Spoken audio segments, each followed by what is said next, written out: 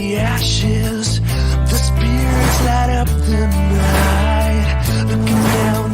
Now, from the Untold Radio Network, it's Untold Radio AM with Doug and Alex Hajicek.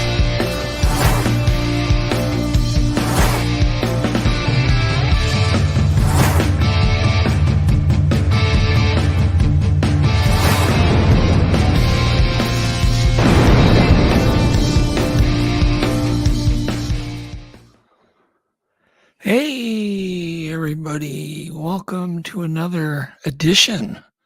This is episode 211. I think so. I'm losing track. Wednesday, September 18th. Yeah. Time is just zinging by. So tonight we have, I think, a good show planned. We have Brian. And of course, I wrote Brain King Sharp. Well, he is sharp. I know. I don't know. Brian King Sharp from Sasquatch Odyssey. And of course, he's now an author. Yes, he's Sasquatch a man of many Unleashed. talents. So we're going to talk about that, what's going on his property. I'm going to ask questions to Mr. Brian that he's never been asked tonight. Can't wait for it. We're going to go dig. We're going to dig. Then we have tech breakdown. We have 5-minute witness tonight. Alex assures us he's got just stellar audio for the 5-minute witness. Oh, it's smoking clarity. Smoking hot. Yeah. We're gonna redo Pat too, because we got to get Pat's whole story. Yes. And what else we have? I don't know. A whole bunch of stuff.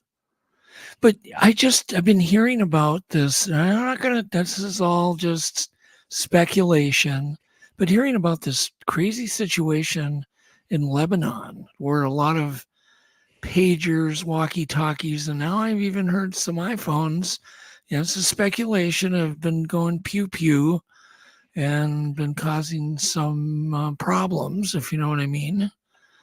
I don't want to get banned here, but it's kind of weird. So keep your stuff at arm's length, people.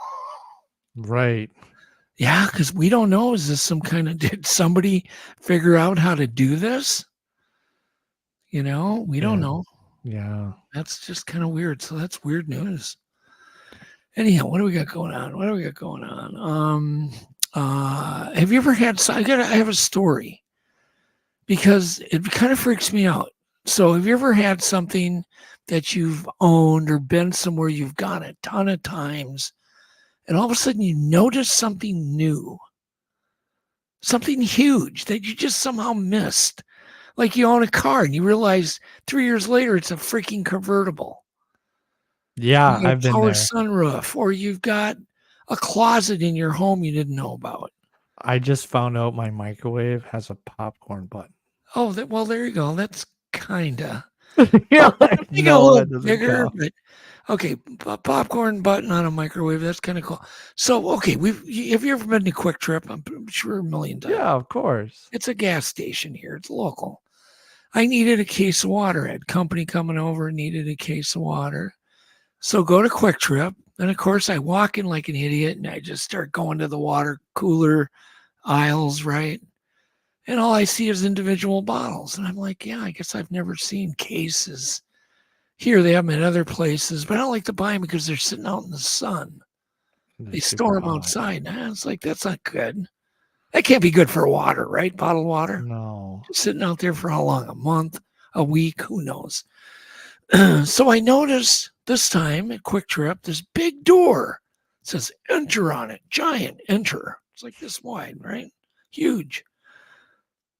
And I walk through the door and there's this giant cooler that you walk in and there's all these cases of water, cases of all these rare pops that I like that I can't ever buy anywhere. Yes.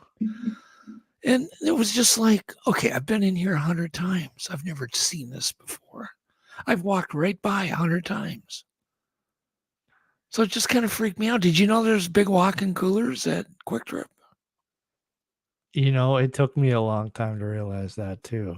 Yeah. Oh, Okay, so you're Yeah. like me. But it bothers me I didn't notice. That's what bothers me. I Right. did something, that mundane but yet so big go unnoticed. Am I that rushed when I, walk into a convenience store? Anyhow, I just thought I'd bring that up. It's if it's kind of it's like I walked into another dimension and that's suddenly it's the same store but a little different, right? Yeah, you felt like you were in an episode of the Twilight Zone. Yeah, right. And I know that's a dumb story, but that's just an example of things that happen to me all the time. These things build up. Like I didn't know. Like, well, I'm just discovering things in my Jeep I had no idea. Yeah. Buttons and controls. And I didn't know I had 110 outlets in my Jeep. Really? No idea. Anyhow, what's in the news other than the pew pew pagers and walkie-talkies and now I guess maybe phones? And I'm like, ooh, it's not good. There's been no statement, I don't think, from anybody in charge. So I don't know. We're going back to homing pigeons. Something like that. Yeah, well, we're going to talk about Nobel Prize awards tonight. So it says scientists may achieve the impossible and see gravity and actually see it. And I'm like, whoa, okay, we don't even know what gravity is. How in the world can we see it? So I'm going to read that article. And I sent you a photo of what they think it might look like. Alex he's still thinking about Quick Trip in the cooler there. So apparently it says that we can detect gravity. Okay, well, we all detect it. All I got to do is drop something. I detect it. Yeah, we all know it's there. But apparently they are detecting some kind of thing called a force carrier. You ever heard that? Force carrier. No, force. To me, a force carrier is the object that's dropping. Right. Right. A force carrier. Yeah, it's gravity's okay. So apparently they are using listen to this, 4,000-pound aluminum cylinders as acoustical resonators that could be used in conjunction with laser interferometers and gravitational wave at the Gravitational Wave Observatory. I want to hang out there. I'll just fall down all the time when I go there, trip and fall. And apparently they have ways to detect. They call it gravitons. That's what's pulling on you. That's what's tugging on my earlobes, gravitons. Yeah, I feel the gravitons growing by the year on me. Yeah. So Uncle Joey always goes, the gravity's tugging on my earlobes. Oh my God. Okay. But apparently this is an ambitious plan to actually see it. The experiment needs to develop the quantum sensors that are required to detect these gravitons. So, and they're using super cool, whatever, aluminum. I don't know what they're doing. They're doing it at the Quick Trip coolers. Yeah, the Quick Trip coolers. See how it doesn't take much to make me happy. But now I know where I can go get a case of ice cold water. It's not rotten in the sun. That makes me happy. I'm easy to please. Yeah. Okay, scientists. Listen to this one now. Scientists have discovered that mammals, and that includes you and me and everybody listening, they can breathe, listen to this, through their anuses.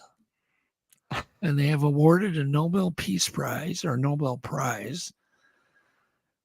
And other Nobel winners are going to go through, but one of them was because the guy discovered that animals and people can breathe through their anuses. And I didn't know what picture to send you, so I sent you that. Is that a chocolate donut? Yeah, but that represents an anus. Well, I couldn't think of anything else. What do you want? You said the choir part out loud. I don't know what the sprinkles are, but whatever. It could be little Klingons. I don't know. Okay. Sorry, people. Cover your ears. It says among those collecting the prizes was a Japanese research team led by Ryo Okabe at the Takanori Takabibi, who discovered that mammals can breathe through their anuses. Did you know you're breathing through your anus, Alex? It feels like that sometimes. They say in the paper that this potentially offers us an alternate way to get oxygen into critically ill patients. So instead of putting you on a ventilator here, they're going to put you on a ventilator there, maybe. Well, I hope they wash them before they after the next person. Oh, Jesus. Okay, moving on here. Moving on. Well, there's some more interesting Nobel Prizes given out. This is real. Photo 3 shows a typical hairline of the hair grows in a swirl, right? Mm-hmm. Well, somebody decided to look at 300 and some thousand people to see if people in the northern hemispheres head swirls the opposite direction of people live below the equator. Well, that makes sense. It does. That's worth a grant. It's kind of interesting. I want that grant money.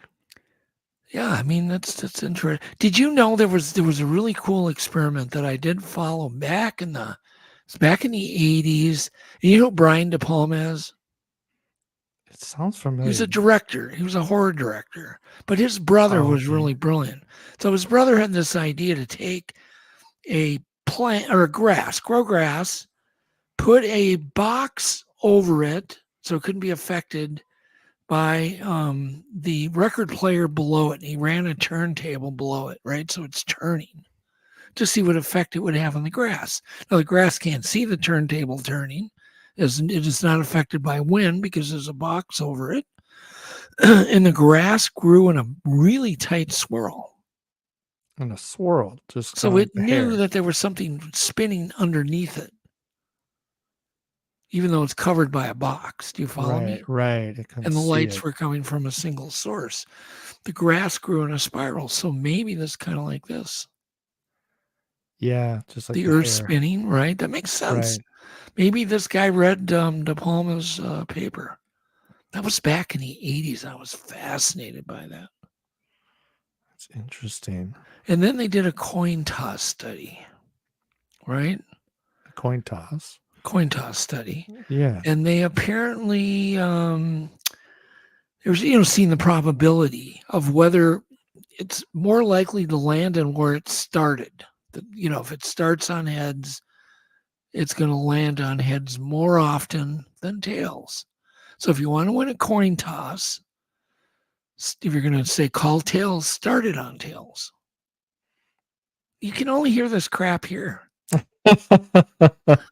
How to cheat in a coin toss. But apparently they did this thing where they did a probability prize. They conducted another, well over 300,000 experiments to demonstrate that a coin tends to land on the same side it started when it's flipped. So James C. Leo won the I can't even read it. That's some kind of physics prize for demonstrating and explaining how. That's another one. Never mind. I'm getting this stuff. So that was B.F. Skinner that did this, and he won this prize, post death. Does you a lot of good when you win a Nobel Prize after you're dead, right? Yeah. Does your family put it up on the mantle? On the mantle next to your photo. Oh my goodness. And then another guy won a prize. Sorry, my eyes aren't working today. Jacob White and Felipe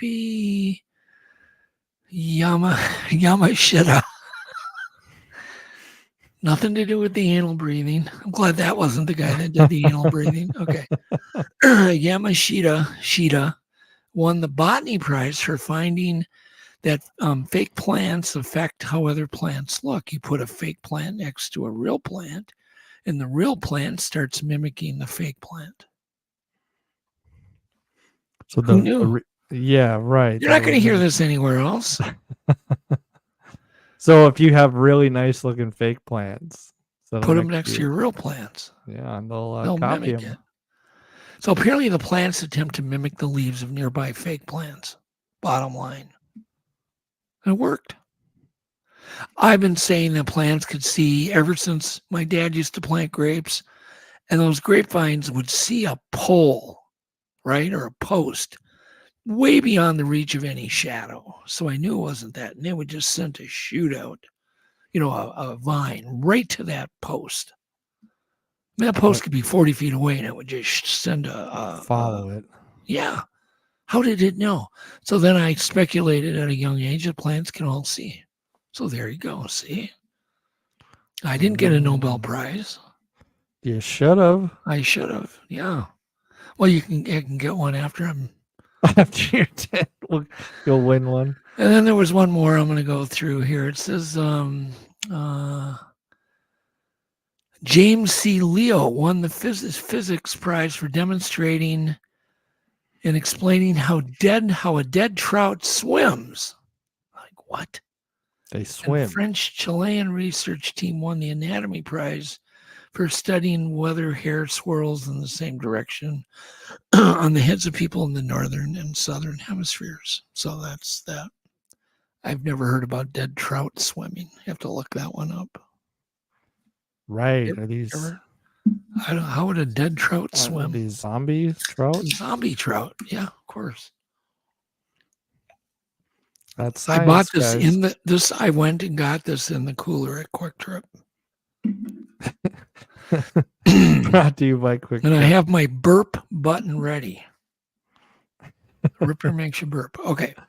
So, and then another news story, mysterious plasma bubbles have appeared over the pyramids.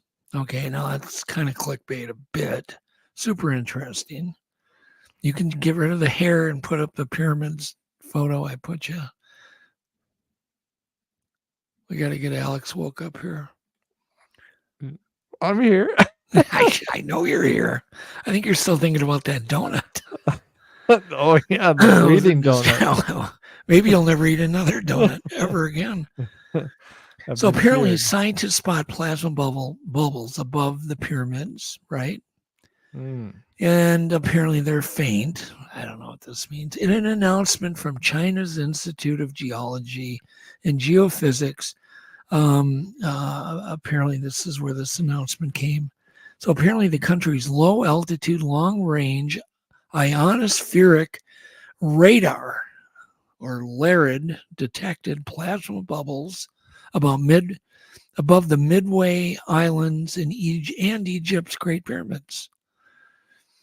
And apparently they can detect these equatorial plasma bubbles, EPBs, that can occur in Earth's ionospheres. And apparently these bubbles can be like 2 miles wide. 2 miles wide. Yeah, it's a big bubble. It's a big bubble. Maybe they're seeing orbs. Says this technology will help supplement other data supplied by NASA's global scale observations of the Limb and Disk mission. I don't know what the hell that is. Apparently it's some similar study of atmospheric phenomena. There's a lot of things that go on up there, including sprites. They see this stuff. They don't know what it is. You ever heard of a sprite? Yeah, it's like a fairy, right? No, it's like a big ball of glowing plasma up in the upper exosphere. It's way the hell up. It's way up there. And they flash and move around, and it's kind of cool. Look them up. There's videos. So just look up sprites. And they'll come up on YouTube. Well, yeah, but that's not what they're talking about here. They're talking about these EPBs. I call them big orbs. Big orbs. Big dang orbs. Big ones. Big ones. Yeah,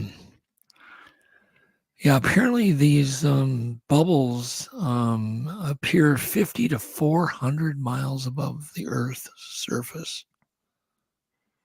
So they're like pockets of density irregularities. Gas bubbles. Yeah, I've had my fair share. It's coming out of the donut. Okay, that's enough of that crap.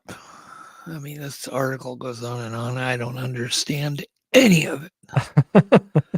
Another UFO boss is to break the silence in a major tell-all book deal.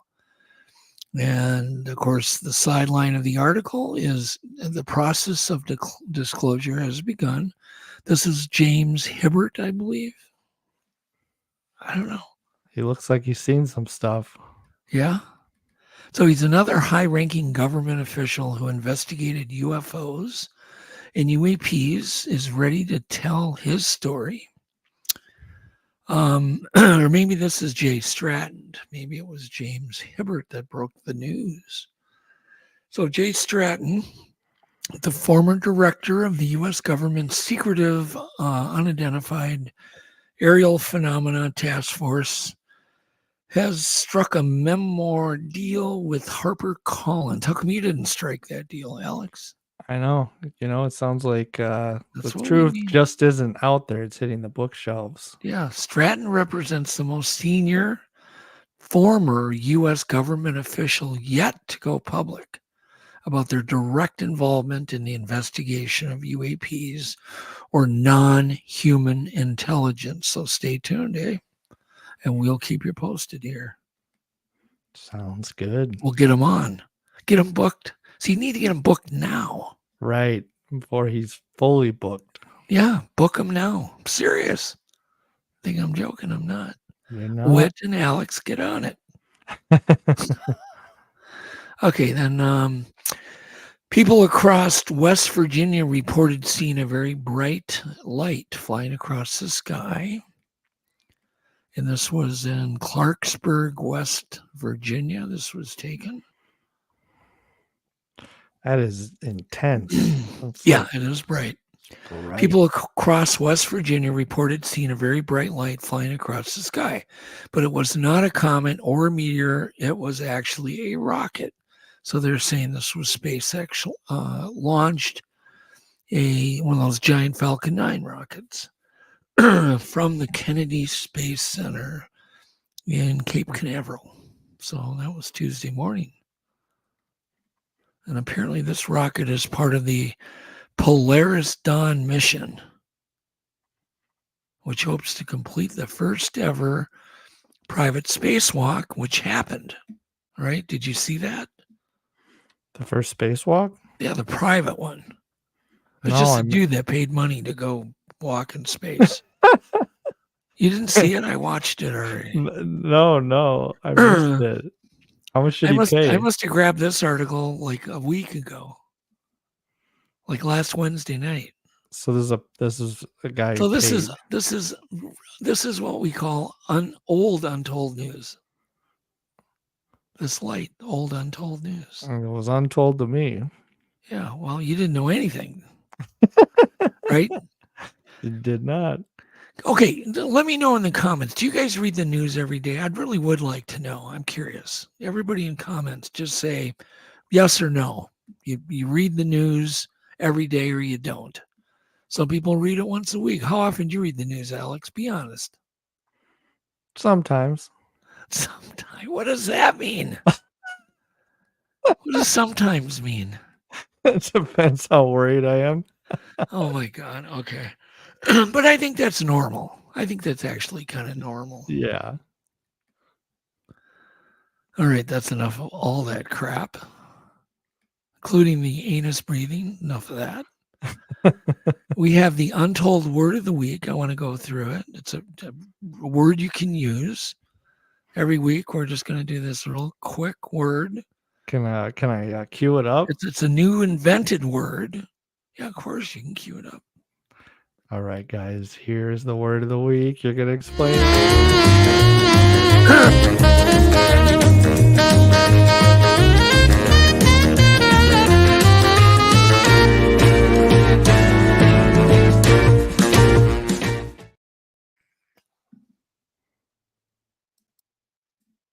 I'm here.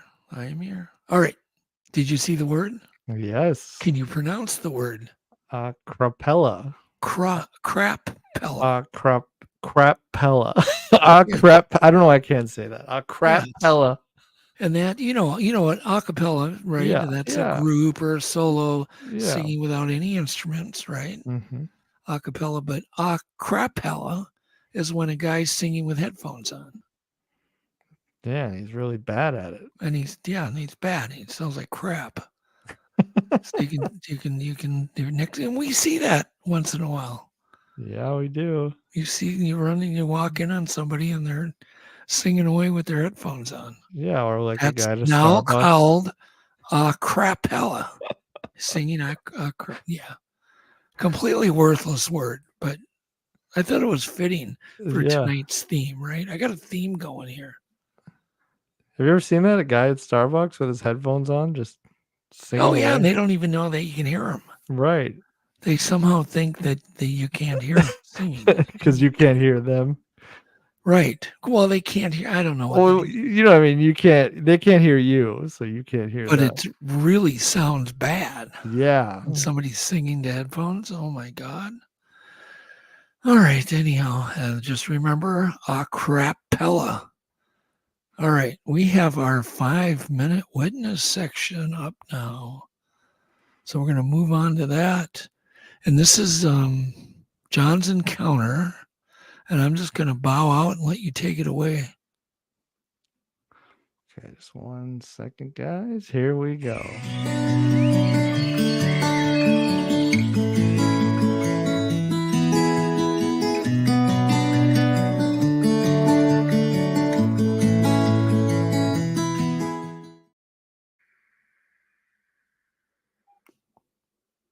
Hi, my name is John. I live in Minnesota, and I'm going to recount some of the things that happened to me in my sighting that happened a few years ago in northern Minnesota, north of Bemidji, Minnesota.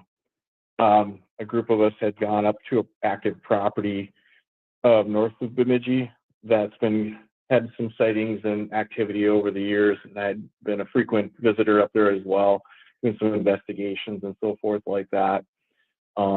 We had heard sounds, we had found footprints, we'd had different things that had happened up there. I had not had a visual sighting of one, a few other people had, but just over the time, I decided to spend more time up there, hoping to catch a glimpse of it, but if not, just going through and trying to find footprints and the stick structures that were happening up there. That being an active property, a group of us guys went up there and we camped out there at the property. And sometime during the evening, two of us decided to splinter off from the rest of the group. We were going to go up on a ridge that was back near some state land along a fence line of a neighbor who had some cattle that would be in an area every so often, but again, kind of set back, remote. The landowner was not on the property, and it was bordered by state and private property of the individual that we were staying with. And this is an area that over time had some activity. There's a river that runs through it. It's just on one side of the fence line. And if you can imagine, on the fence line, when they had put the fence in, the guy had bulldozed maybe about 20 feet on both sides of the fence when he installed this fence. So it hadn't been in there very long. So it was kind of dirt on both sides, and it had the river inside the fence line. So at one point we had found some tracks in the riverbed, and another time we had an incident where something was in the river, and we were coming back. We had spotted a mountain lion that was drinking out of the river.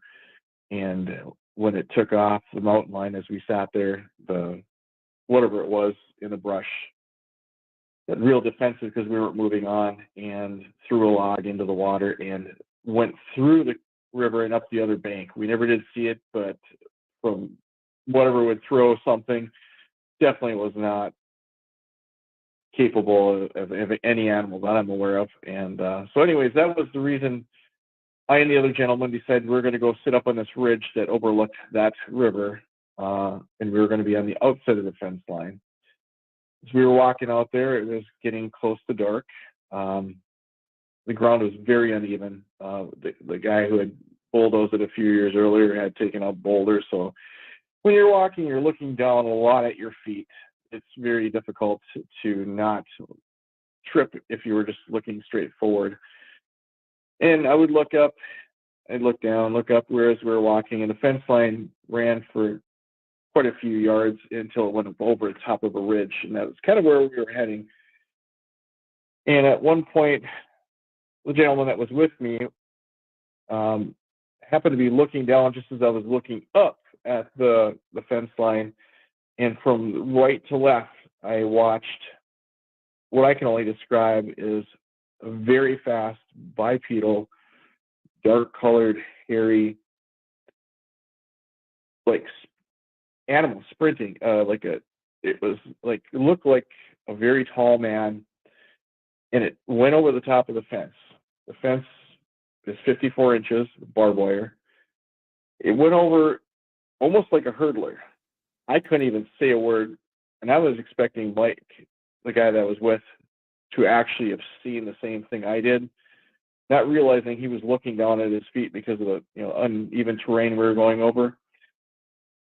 And I could see it go from right to left over the fence line with one leg extended, the other one behind it, and then land on the other side and go into the forest on the opposite side. And just as it landed and went into the woods, I said, "Did you see that?" And he said, "Did you see what?" And I said, "I just watched what I think is a Sasquatch running from right to left, and it just jumped over the fence." I was like, had that fight or flight response, so it was really hard for me to almost talk. And I was kind of excited about it, but also like, what did I just see? I had no idea in my mind, even though I was wanting to see and prepared at some point to possibly see one and spending as much time out at this property. But the chances of seeing something like that is very rare. It lasted maybe about 2 to 3 seconds. Maybe it was very brief, but I had a very good view of it running. We waited for a while. He had a binocular, which you could see, and we looked, scanned it up there. We did not see anything. We did slowly walk up to that spot. Both sides, but the ground was, we could not find any imprints. It was extremely dry that year, and it was clay, so it was the ground was like rock hard. And we stayed up there for maybe a few hours, just till way after dark, just hoping that maybe something would come back. But we were very nervous. I know I was nervous after just seeing that and watching. To me, what to now, after we've done some measurements, realized it was very large. It was really a life-changing event for me. The next day, we had to leave. I had the property owner that we were staying at go out there and look. Got to cut him off. That's 5 minutes. You're muted. Oh, I'm back. Sorry. Yeah, it's 5-minute witness. Yeah. Alex, you need a stopwatch when you're doing these. Yeah. Stopwatch. Cut them off. That's the whole idea. We've got to boil it down. It's a great story, though. I mean, think about seeing something run at that speed and leaping over a barbed wire fence, with its foot behind it.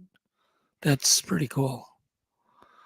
It's pretty cool. And there's a little bit more to the story, but I don't think you missed. You get the gist of it. They didn't see it again. So anyhow, thank you, John. Thank you, John. And anybody else who has an encounter that can really get down to the meat and potatoes, we'd love to hear it, And yeah, there's obviously, you can take up 2 hours with these, but really interested in, a physical description. What did you see? And, where was it? What time of day? Blah, blah, blah. So anyhow, please contact me or Alex, and we'll get you on. All right, let's go into tech breakdown.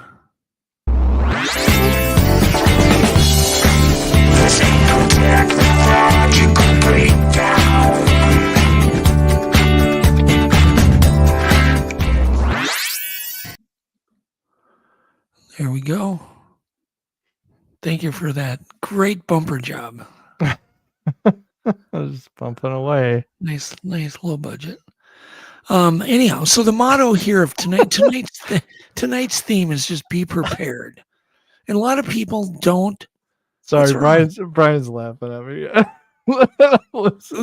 Who's laughing? What's going on? Brian. Oh, Brian's laughing. He's in Well, the I don't blame him. background. Okay. So, all right, we're going to talk about putting together a little kit to be prepared. yes, To kind of yes, cover everything and anything for collecting evidence. Super cheap. You can do this whole thing for under probably $30, right? Everything. Right. I'm going to go kind of laundry list it, and don't get caught empty-handed. That's the key. Be the one guy in your group that's got everything. Start out Q-tips. We've got a picture of Q-tips up here. And you want to learn from my mistakes, because there's been so many times I have been caught off guard. If I would have had these items, it wouldn't have been a problem. Okay, so the Q-tips, you don't need the whole pack. Just pack 5 of them. You're good. Put them wrap them in some sterile, like a paper towel, and pack them in a baggie. Done. This is for collecting DNA. Then, right. Well, collecting DNA or the albivernix, the sebum, surface skin lipids, if you find a handprint. Pack 5 paper envelopes to store then any evidence you would collect. Hair, could be a Q-tip, could be DNA. And then next, put up the L-shaped ruler, so everybody knows what I'm talking about. Bring an L-shaped ruler. It's kind of bulky. If you have to, just bring two straight rulers then. But that way, when you do a photo of a footprint, right, or some other evidence, you lay it, and that way it's going to get the width of the footprint in the photo and the length. Okay? Right. It really helps with size Yes. comparison. And this was brought up by David Zegan, who is a print expert, fingerprint expert, who I've been working with lately. Bring an L-shaped ruler. Take numerous pictures. Put this by every footprint. Take wide photos. Take short, close-up photos. Take photos from several angles. It's really going to help determine how big they are. All right. Bring a roll of Scotch tape. Scotch tape. Yep. So you can tape down a part of the hair so you don't lose it. Hairs are really, they're fine. They disappear. I've had numerous people call me and say, well, it wasn't that envelope. Tape down, you can just, even if you cut the tape in a little 1/8-inch section, you can still tape down that little part of the hair, and then don't mess with it. Bring a pen so you can label things. Bring 2 pounds of hydrocal. We've covered hydrocal. Lots of different brands. Just bring hydrocal. Do not bring plaster. At least 2 pounds. You can get, very least, you can cast 1 or 2 good footprints, right? Bring alcohol wipes so you can sterilize the tweezers that you're going to buy. You're going to buy some brand new tweezers. You can get 4 tweezers for under $5. And I think I threw a picture of that too. I just bought this kit, $5. Super nice quality. Pre-sterilize them and then sterilize them out in the field. And bring a big pack of like 50 alcohol wipes. They come in 1 pack. Not those little tiny ones that you tear open. This is like a pack with they're 70 to 80% alcohol, right? Mm-hmm. For sterilizing tweezers, sterilizing your hands, equipment. Also, they're just handy and also great for first aid. Bring a rolled up 55-gallon construction bag. And somebody gave me this idea. I did not do it. What a great idea. get it charged statically. And then you can drag this over the little area that you're researching. Let's say you find a big, tree twist. Drag a statically charged construction bag, and it's got to be a construction bag. So they hold a charge really, really well. You know, the green types, they're quite heavy. They're like 3 mil thick. Yeah, to pick up the hair. Get up, just rub it on your clothes, get it charged, and drag it, and it will suck every hair to it. And then you can examine the bag, use your tweezers to pick them off and examine them, you know. Bring a jeweler's loop at the very least so you can examine hair so you're not bringing back deer hair, bear hair. Get familiar with those things. Bring a small UV flashlight. You can buy them. People use them for finding pet urine. You can get them on Amazon for $4. They're LED UV flashlights. Put a regular flashlight, a regular white LED flashlight in the same kit so you can cross-light fingerprints, cross-light footprints. You can do a lot of really cool photography if you have an LED flashlight. And, you know, since when is a flashlight not going to, add value at some point? And that's about it. And then put everything in a nylon bag. Be prepared. Bring a small notebook. Throw in some white, clean, fresh sheets of paper, so you have those. And a little notebook for making notes. Just a small little field journal or notebook. That should be prepared, right? You will be completely prepared. I love the idea of the 55-gallon bag as a magnet for a hair magnet. Yeah, brilliant idea. Absolutely brilliant.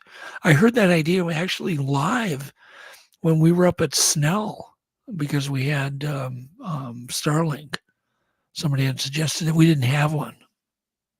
So don't be like me. Honestly, the bagging is the best harebrained idea I've ever heard. Yeah, it is a harebrained idea. But I can imagine it would work really good. I mean, you can practice with it. And they're called construction bags. And they're about 3 mil. They're thick, but for some reason it's a different type of plastic. It's charges. Polypropylene, I believe. It's a completely different type of plastic. Holds a charge, and these Bigfoot hairs stand out like a sore thumb. Do it in your house. Charge it up, drag it around your house, and go, holy crap, look what it did. Don't start in your bathroom, though. But don't bring that one. You're going to have to use that for lawn waste then. All right? All right. Enough of that. Trivia. And then we're going to bring Brian on. I take it Brian's with us in the background. Yes, he is. He's so, wait, we gotta fire up the bumper. Yeah, go ahead, please. Brian's gonna love this. I'm an expert at overthinking things that I shouldn't. You come across as a cool guy, someone who's the opposite. Let's really stump Alex. All right. Who wants to play Alex? Come on, somebody, just say yes. First one to say yes gets to play Alex. Most of them are true or false questions. Pretty easy. So who is it? It's on hippopotamuses. Can you say hippopotamuses? Hippopotamuses. That's a weird word. That means water horse. Oh, water horse. Ghost Rider's like, nope. John says, yeah. Sly Fox says, yeah. Who was first? Lay, you get to. You were first. All right, Lay Warner is going to go. I like the music. It gives us a little atmosphere. Yeah. I'm starting to sweat. Kind of that. Yeah, I love it. All right, first question. Hippos can jump only 1 foot. True or false? I'm going to say false. They can't all jump. You're going to say false? They can't jump? They can't jump. Here. I got to get my scorecard ready. Hippos can't jump. Alex. What? And you can pick the same answer, guys. So what does Lay say? True or false? Hippos. I gotta get to the end. There we go. Yeah, where's Buttworm? We missed Buttworm. Where's He's our okay, unofficial mascot. You're both right. So you both got it right. Hippos cannot jump because their spine is fused. If they tried to jump, they would break their back or injure themselves. Oh man. So their spine is completely fused. What an excuse not Their to move. vertebrae is fused together. So if they tried to jump, they would cause severe damage to their backs or even die. All right. Yeah. Hippos sweat salt water just like humans. True or false? Hippos sweat salt water just like False. humans. True or false?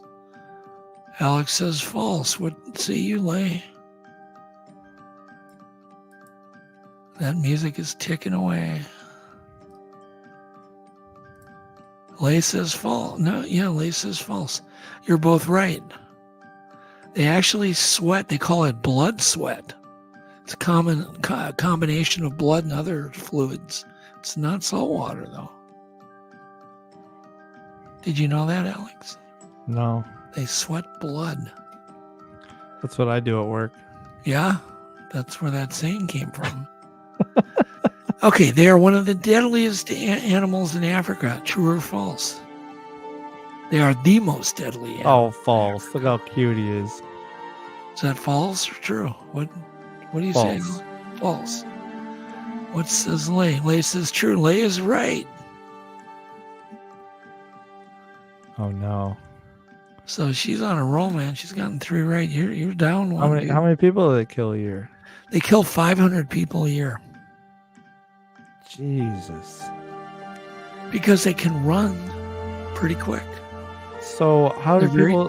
How do they attack people, or people get too close to them? Or Turn what? that damn music down. Jeez. It's starting There to we go. build. That's pretty bad.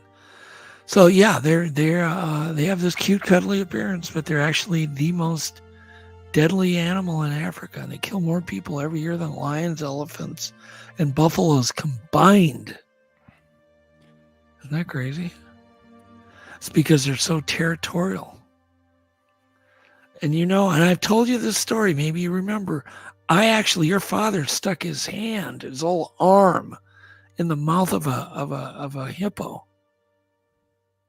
Was it a hungry hippo? No, it was a real hippo I was taking care of, a full-grown female hippo.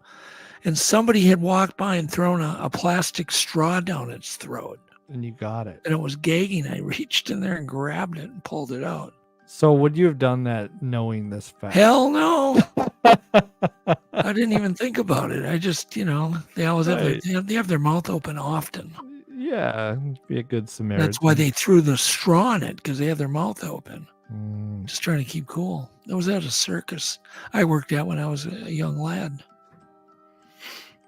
All right. Anyhow, no, I would never do that. No. All right. They can weigh up to 3 tons. True or false? They weigh up to 3 tons. Oh yeah, easy. Easy. Look at them. Look at Okay. them. All right. Yeah, they are the 3rd largest animal, I think, in the world, mammal, including whales. So what does Lay say? Oh, it's Lee. Sorry. Lee, I didn't know. I apologize. I won't forget that. So what does Lee say? True. Alex and Lee got it both wrong. They only get up to 2 tons. About 4,000 pounds. All right. Their closest living relatives are elephants, or are they whales? Which one, elephants or whales? I'm gonna say whales because he's in the water. Whales? Okay. Alex says whales. What says Lee?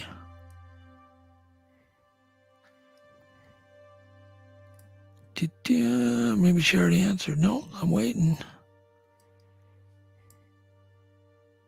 Mary Jo says whale. Ghost Rider said they're related to goats. I love it. Brian says whale. Come on, Lee. Where's your there? Elephant. No, Alex won on that one. You guys are tied now. They're related to whales. They're closely related to whales and dolphins. Crazy, huh? Trick question. Hippos are nocturnal or diurnal. Which one? Nocturnal or diurnal? Diurnal. That means they're, kind of both. So what is, and you say diurnal, Alex? Yeah. All right. What is Lee? What is Lee? Diurnal. Yeah, diurnal. What does Lee say? Greg says nocturnal. Charles goes, I have no idea. And I think Lee says you're both wrong, so it's fine. You cancel each other out. All right. Hippos are herbivores, right? Right? Yes. Yeah. All right. And they can consume between, is it 100 pounds of grasses every day or 200 pounds? 100 or 200 pounds of 200 pounds. plant material. Alex says 200 pounds. What says Lee?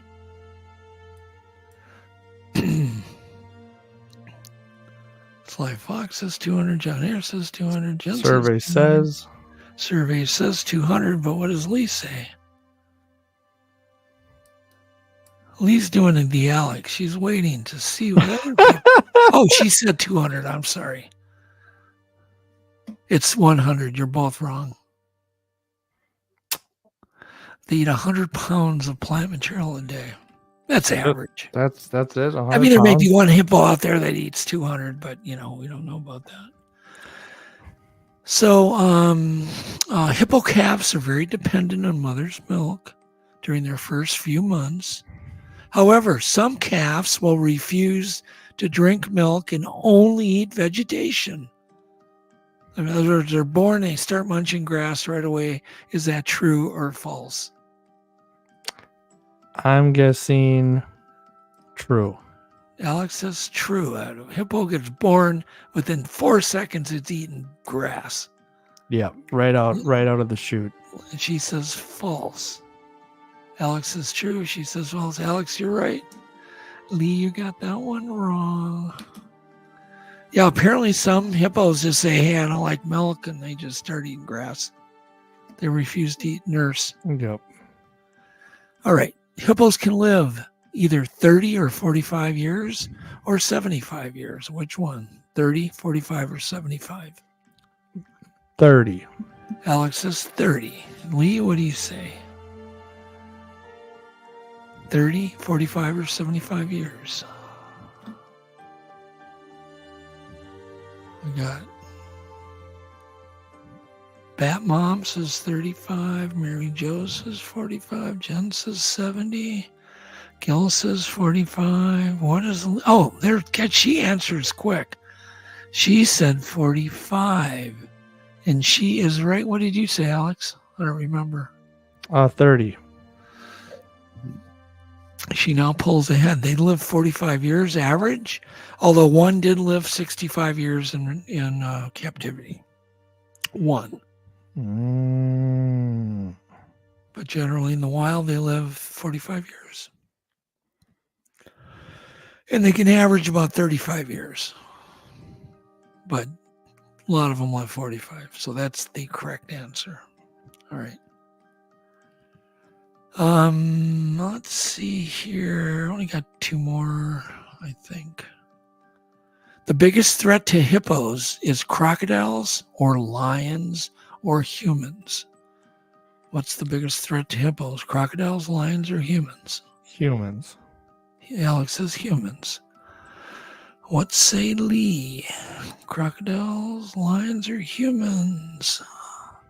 Humans. You're both right. Yeah, it's sad. And for got to do the tiebreaker here. The most enormous hippo was nearly 6 foot tall at the shoulders. True or false? Picture that. As tall as you at the shoulders. True. Alex says true. 6 foot tall hippo. Is that true or false? That's at the shoulder. She says true. Okay. The answer is true. Hippos have a very soft, delicate skin that is waterproof. True or false? Hippos have a very delicate, soft skin that is waterproof. True or false? False. It's tough. Alex says false. It's tough. Bullet This is false. Okay, you guys are both tied. It's false. They have a tough skin that's nearly impenetrable. So apparently their skin's like leather. It even protects them against crocodiles and other predators. Baby hippos are called calves, and they weigh around 85 or 55 pounds when they're born. 85 or 55 pounds when a hippo is born. 55. Let's say lay. Brian says 85. Lay says 55. And what did you say, Alex? Was it 55? I think. Yeah, 55. Yeah, you're both right. 55. Boy, I'm trying to break you guys' tie. I might just have to call a tie. They can run faster than a human over short distances. True or false? And you know how big they are. 2 tons.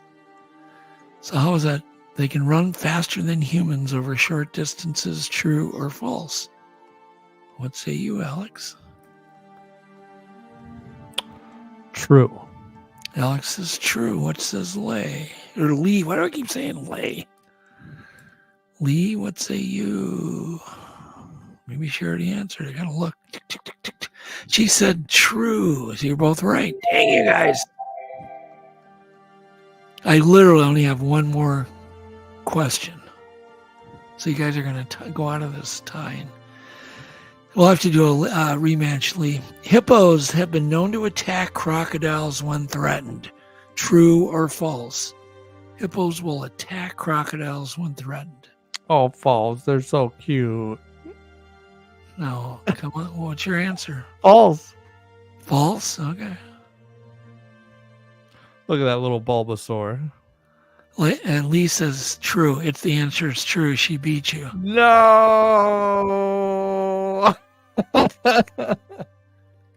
All right. Our guest, Brian King Sharp. Brian's a native of northwestern Georgia, correct? Is that correct, Alex? Sounds right. That sounds right. He's been captivated by mysteries beyond our understanding since childhood. So kind of like me, unlike you. Yeah. He's been enthralled by tales of hairy creatures in the mountains near his home, and apparently had a personal encounter when he was a child, and that ignited his deep fascination with the topic, propelling him into the endless exploration of the topic.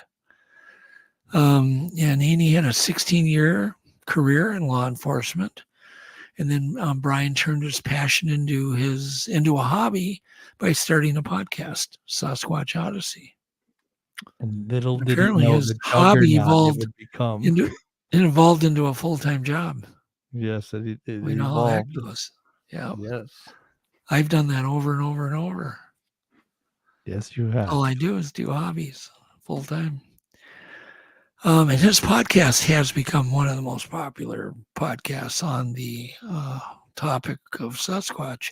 But that we'll get into more details with Brian. But he's appeared on all sorts of TV shows, and he also has got some other podcasts, and we'll talk about that too. Let's bring Brian on. All right, we'll be right back after this break.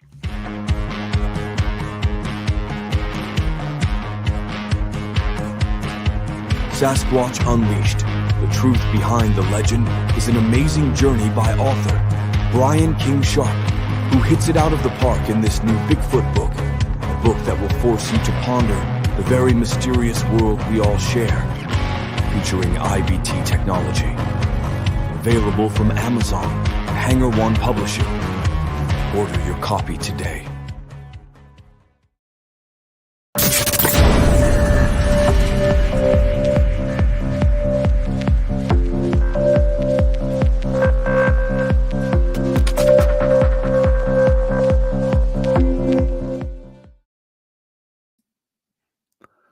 There he is. There he is. The man, the myth, the legend. Does everybody get the disclaimer, or was that just for me? Just for you. Okay. Yeah, we need that special just for you, Brian. You do know me, so I do. Yep, I know you. I know you. So that's why we're gonna have fun. I'm nervous about these questions that I've never been asked before. Yeah, there's gonna be a whole bunch of them that you've never been asked. I'm ready, man. I'm ready. All right. First off, you probably have been asked this, but you got to tell us quick. You saw something when you were a kid. Didn't see anything. I believe I was paced out of the woods by one of these things. I was like 12. Gotcha. I talk about it in the first chapter of the book, Sasquatch Unleashed. It was a situation where I was out hunting, and it was an area of the woods that I'd never been in before. And Yeah. I always got the creeps there. I had this really odd, ominous feeling when I went in that area. And whatever this was 10, 15 feet away, just on the other side of the brush. I couldn't see. Huffs, growls, what sounded like I know now to be a bluff charge. And that was really something that scared me. It really scared me pretty bad. And I didn't go in the woods for almost a year after that. So, have you ever been scared on your own property ever? Like actual feeling like creeped out? definitely. There's been a couple of times. There was a time, I think it was last summer. I'm kind of weird. I like to look for gold on my property. We have creeks on the property, so I like to pan for gold. One of my favorite shows. So why? I like to come there at night and I pan for gold when you're not looking. I was wondering what was making those security lights go off. Now I know it's you. But yeah, I like to do that. And there was one time last summer, middle of the day, broad daylight, I just had this ominous feeling that something was watching me. Really? And every hair on the back of my neck stood up, and I just got that feeling. And I left the area, and I was only maybe a couple 100 yards into the woods up the creek, but I'm bent over and I'm just scooping stuff in, and I'm panning for gold and doing my thing. And yeah, that feeling just overtook me. And then there was the other time when I heard the vocalizations about 40 yards away from the house. That was probably 3 years ago. That was a pretty ominous thing that really, it made me stop doing night walks. I don't do night walks on the property like I used to, just because of that. I don't want to come face to face with whatever made that noise, to be quite frank. So, yeah, I would imagine you're probably like me. You want to see one, but you want to see it in the right circumstances. You don't want to be opening a curtain and have it looking at you, or see it while you're taking a walk at night. Oh God. Yeah, I told that story on many podcasts, and I've talked about it on my show. And people said, the first thing they said was, "What, did you go outside and look and see what it was?" I'm like, no, I had no desire to do that. Right. It's so easy when you're just no desire there. to do that. No, I've had situations where I've been outside on the deck before bed or something, and I hear something running up the side of the hill here that sounded bipedal and sounded big. I'm not chasing that. I learned long ago. I did that in my police career. I don't chase bullets anymore. I don't chase bad guys, and I'm not chasing Bigfoot on my property. Just not doing it. That's good. Have you ever had, you're very likely, because I know where you live, and you live in a very, very rural area, a lot of trees, water, blah, blah, blah. You're in a good area. Hills, you've got all the right geography. Have you ever experienced a noise or a slap on the home, or what you thought was a rock, hitting your home? Never a slap, but I have heard strange things hitting the house. We have a tin roof. We live in a 400 square foot tiny house, and it has a tin roof. But there are things that fall out of the trees. So, me, I'm very skeptical. I'm an Occam's razor kind of guy. So I always go to the simplest explanation is it's probably something falling out of a tree. But I have heard things in the past that have made me scratch my head and wonder. One time, I think the last time I was on with you guys was like March of 2022. So a lot of things has happened over the last couple of years on the property and off the property, obviously. But I'd never heard wood knocks until last year. It was late, or I guess it was beginning early fall. And I was getting ready to go up to Canada. I was going on expedition with Todd Standing in October of last year. So it was right before I left to go to that expedition. I went out to do my business off the front porch, which I do because we live in the woods, like 3 o'clock in the morning. And I heard these like 5 power knocks. It's like bam, bam, bam, bam, bam. It sounded like they were probably a half a mile to a mile away. And there's a huge ridge. Our property goes all the way up to the back of the ridge. We have 40 acres that goes to the back of that ridge. And then on the other side of that, there's another probably 300 acres of nothing but just woods. And it was coming from that direction, which is where the majority of vocalizations outside of what we heard 40 yards or so away from the house have come from. So yeah, I heard it couldn't be anything other than the quintessential wood knock described hearing. And that's the first and only time I've ever heard anything like that. So yeah, I don't know. The things hitting the house, like I said, it could be acorns falling out of a tree, but sometimes I've heard them and it sounds like something different. But no slap on the house, no, fortunately. So on the vocals that you've heard, including the wood knocks, do you think those could be a vocal too, the wood knocks? I do. So many people I have talked to over the last few years have brought that up more and more. And I talked to one gentleman not too long ago who claimed to have seen a Sasquatch making these popping wood knock kind of sounds with its mouth. And I've got another gentleman that was in our Facebook group. We have a Facebook group, Bigfoot Encounters and Field Research on Facebook. One of the guys in the group recently has postulated that these things are mouth pops instead of wood knocks. Yeah. And I'm actually in the process of reading Tom Powell's book, The Locals. I just ordered those because I just interviewed Tom a couple of days ago. And that's one of the things we got into towards the end of his interview is he was literally showing me how to do these, or how he thinks that Sasquatch does these wood knocks with their mouth. Because if you really think about it, it doesn't make sense that Sasquatch is out in the woods with something to knock on trees, right? If you go out right now in the woods, if you're in an area where you can go out and try to find a stick that you can hit a tree with that's going to make that kind of noise and resonate the way that does. It's almost impossible because 90% of the time, anything on the ground is going to be soggy, wet, it's going to fall apart. So I just don't think they're doing it with. Right. Yeah, exactly. They can't. I mean, there was a time where we got an answer right after we wood knocked, and I'm like, there's no way they found a stick that quick and responded. You know, there's just no way. How do you think they do it? Can you show us? Are you willing? I cannot demonstrate the way. Not that you can make the sound, but what are they doing? Basically, what Tom was showing me was you open your mouth, you have your mouth open, and then you're cupping your hands and you're hitting your hands in front of your mouth. Kind of like he does it much better than me. That's a fail. That's definitely a fail. Tom is going to fail me out of my science class because but it could be like a tongue click and then doing the cupping the hands. Yeah, it's so interesting because it sure does sound like wood. You know, when you get that baseball bat or something on the exact right size pine tree, it's just got that echoey, hollow sound. But yeah, I agree. There could be no way. And if they can mimic a wood hitting wood with their mouth, you know, what else can they mimic? Yeah, well, metallic sounds. I've interviewed so many people that have talked about hearing weird metallic sounds 8 miles deep in the woods where there's no explanation, where they're having Bigfoot activity. It just doesn't make sense. We experienced it quite a few times when I was up in Radium last year with Todd. And these things were interacting. Like I was doing whoops and calls back, and I was getting wood knocks in response, very much like you said.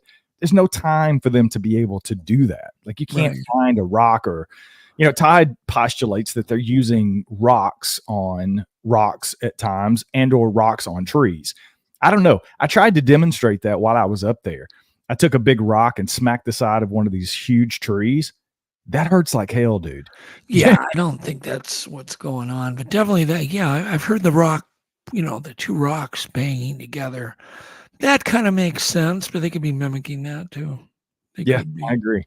What's the weirdest vocal that you've heard other than a wood knock? Definitely the Ohio howl type vocalization is what we were hearing. That's the first thing we ever heard on the It's property. like an air raid siren-y kind of. Exactly. And the one that we heard here near the house was 40 yards away or so. Had a little bit of a bark or a growl on the end. It was kind of like a at the end. It was kind of weird. So definitely the weirdest. It's like a samurai growl, sort of. Yeah, that's definitely a good way to put it. And I think the weirdest thing that I've ever heard was up in Radium last October. We're sitting around the campfire. There's 5 of us sitting around. Todd's talking, of course, because that's what he does best. And we're all sitting there listening to him tell the story, and we hear it's like this kind of sound. Sounds like it's 30 feet away from us in the wood line. I immediately stopped. I was like, hold on. Did you guys hear that? Well, Ashley was there. His research partner and girlfriend was sitting there. Kyle, the other guy, and he heard it. I heard it. Ashley heard it. Todd didn't hear it. And Richard, Kyle's dad, who's hard of hearing, bless his heart, he didn't hear much. So he didn't hear it either. But we clearly heard what sounded like samurai chatter and actually caught a little bit of that over Todd talking on the audio recorded that I had going. And it's really weird. It's the only time I've ever heard anything that sounded remotely like the Sierra Sounds samurai chatter. Yeah. Obviously in real life and or recorded, frankly. I've never heard it before, but it was clear as day. We definitely heard it. And it sounded like it was 30 feet away from us. It was not far away. Did you hear that we recorded like talking up at Snowgrove? It was so weird and so clear. And we not only heard it, but we recorded it. And Dave Ellis, I think he's in the chat. Yep, he started analyzing it and comparing it to even some other known vocalizations, including the Moorheads. Then, yeah, it's got all those missing fundamentals. And, man, it's just like human talking, but kind of with this samurai kind of flair. And it was so clear. It wasn't like a distant. It was like talking right near our mic. And, but like another language, we're not talking like English. No, we're talking right. Like in gibberish. Yeah. But yet you could, if you wanted to, you could substitute with human words. It was mind blowing for me to actually be knowing something's right outside that cabin door in the middle of nowhere talking, vocalizing, but with like a human like language. And I was just, I don't know, man. I still get chills thinking about it. It's really unnerving when you think about it. I left that trip from Radium having had so many awesome experiences that I couldn't explain. Yeah. And I thought, here we are. We're 18 miles deep in the middle of freaking nowhere. And something is throwing rocks at us. It's either banging a tree or it's making something that sounds like a wood knock. And now we're hearing this weird gibberish samurai kind of chatter stuff. It was really unnerving. And I mean, we were sleeping in campers, but let's face it, those things are like Coke cans. They're like 10 cans, right? There's not a lot of protection. If these things wanted in, they could easily get to. Yeah, it's a done deal. It's a wrap, right? So it's very unnerving. Just to put in perspective, I've been watching a documentary on just chimps, regular chimps. And there was a case where they had to put one down and it literally ripped a door right off of a car. And we're talking about a 200-pound chimp, not a Bigfoot. Yeah, those things are no joke, man. Yeah, when we went up to Snell and the cabin had, so we went down, Brian. And the lady goes, "Well, you guys are going out to Snell?" And we're like, "Yeah, we're flying out today." And she's like, "That cabin got wrecked 2 weeks ago again." We're like, what? And Adam goes, "Show us do you have any pictures or videos of the day?" She does a video, broken glass, doors ripped off, inside cupboard doors ripped off, all that same kind of weird damage, no scratches, no bite marks. And then they got it fixed, and then that was great. So we're thinking, oh, great, the cabin's fixed. We're going to go back.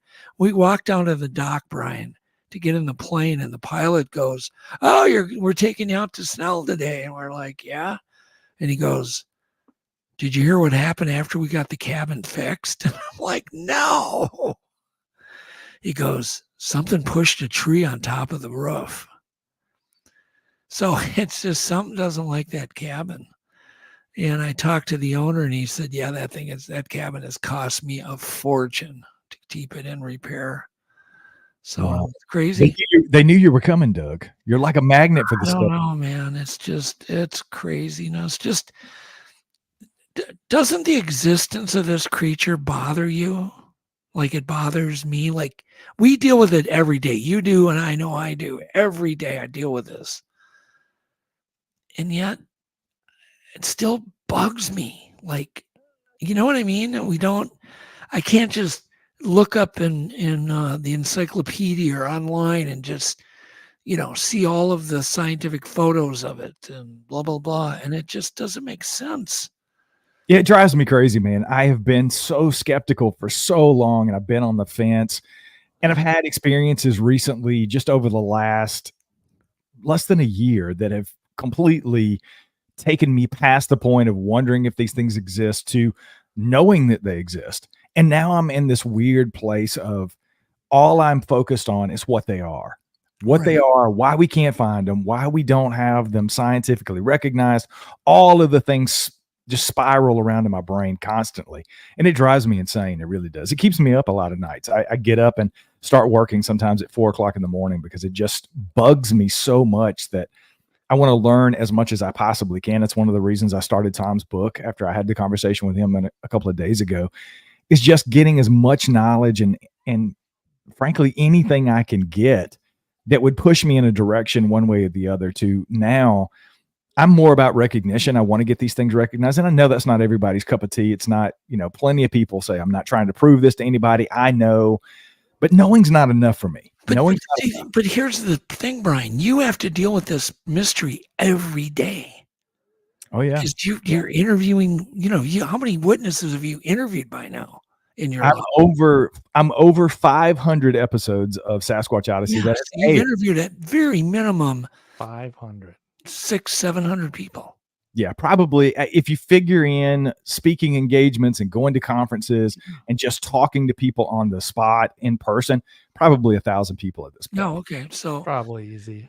But we can't get away from the lack of substance. And I've been chasing this thing 35 years, and like you, I have the vocals and the rocks and the wood knocks and the footprints and the hair.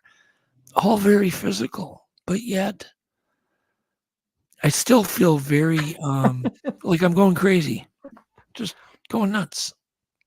Yeah, it will definitely, if you go down the rabbit hole, it takes you farther and farther and deeper every single day. Yeah. But I love it. I mean, it's one of my favorite things. Yeah. I don't want to think that that you don't enjoy what you do. I know you do, but it still drives you. It is a little bit maddening. Do you feel like we're getting closer as for lack of a better word, a community? That's a good question, Alex. I'll be honest with you. I think there is a lot of work to be done in the community. And I see this over and over, just the different camps that people are in. You have a conversation with somebody like Tom Powell. He is out there with his theories on these things, but he's come to these conclusions after decades of looking into this. I'm still a flesh and blooder. I'm in that camp. I've kind of planted my flag there since day one, but I'm open-minded enough to listen to other people's experiences. Sure. Yeah. I have an episode coming out on Friday, a lady that I interviewed months ago who has some wild experiences with these things. She believes that they're interdimensional creatures. They have the ability to cloak and all of the things that everybody is going to call woo or high strangeness. But after having that conversation with her, I walked away going, wow, I was shaking my head a little bit, but she made some very valid points during that interview that really made me think about other possibilities. So I think people are moving forward. At least I see that a lot. I collaborate with a ton of people in the Bigfoot community behind the scenes and in front of everybody. And Brian, you've been in zoo book meetings. Yes. That's a big move forward. Scientists getting together, talking about this topic, listening to guys like you and like me. You know, I think it's a huge breakthrough. I agree. That group is growing. I mean, there's more and more scientists and experts joining. At some point, you know, I'm hoping it just keeps growing and growing and becomes a real deal. But how do you feel that? What is it going to take to convince? Okay, so here's a question: what do you think it will take just to convince scientists to study it? Honestly, I think there are plenty of people out there like the ones that are involved in zoo book, but you know as well as I do, there are quite a few that are in the Bigfoot closet. They're not going to come out because there's a risk of losing funding. There's a risk of losing or not gaining tenure. You know, Meldrum went through that. Krantz went through a ton of that before he passed away in his career. He was ostracized by plenty of people in his community of science that did not like the fact that he was even acknowledging that this was a possibility or even looking at the evidence. So I think until some of those people come out of the Bigfoot closet and do more of a Jeff Meldrum approach, I think that's if a couple of those people would come out and be leaders in the field and do that. But honestly, I don't think any huge number of scientists are going to take this seriously until there's a type specimen for them to say, okay, this is a real deal. Now we're going to start doing the science, right? We're going to take this thing apart and figure out what it is.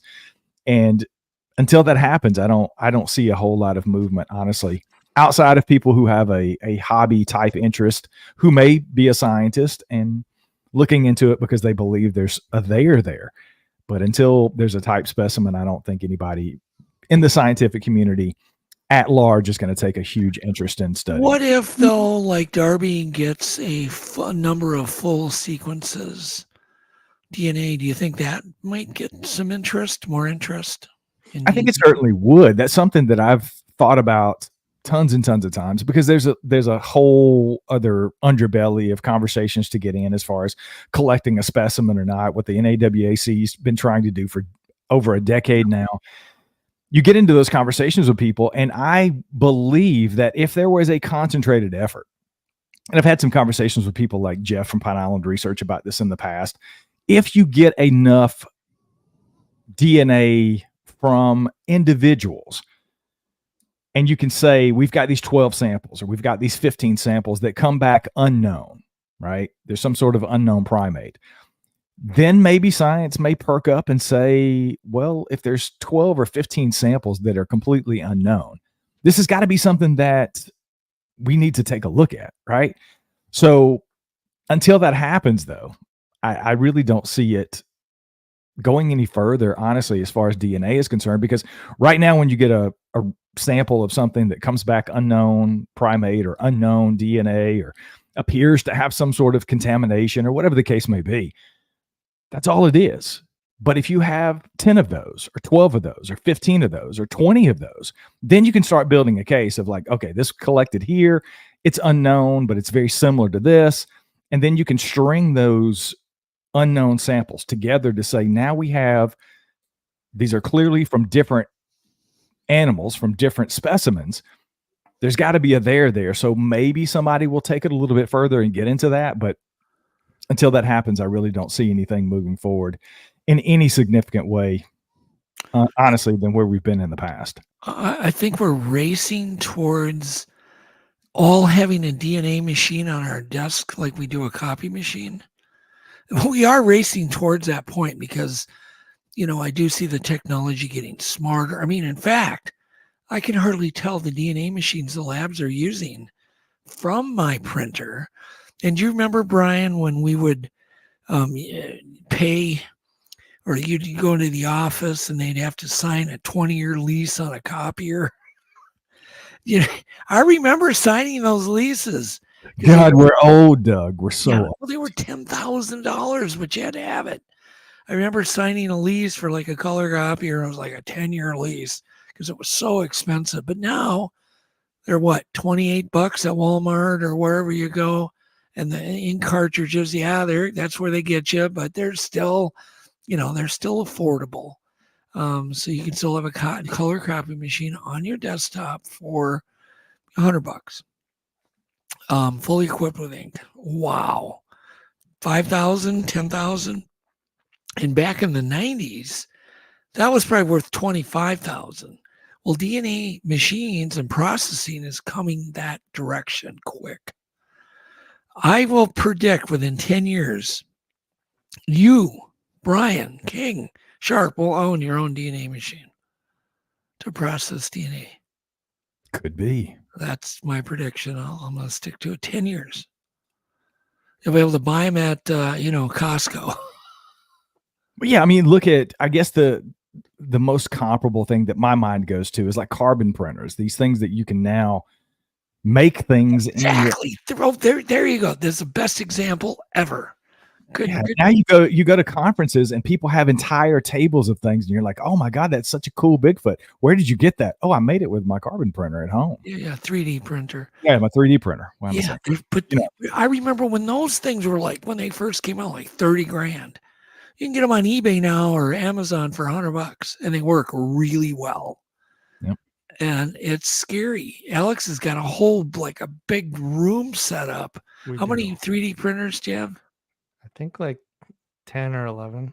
10 or 11 all running, just producing stuff or making stuff or doing whatever. This is like craziness. So mark my words, in this 10 years, we're in this very exponential technology at this point.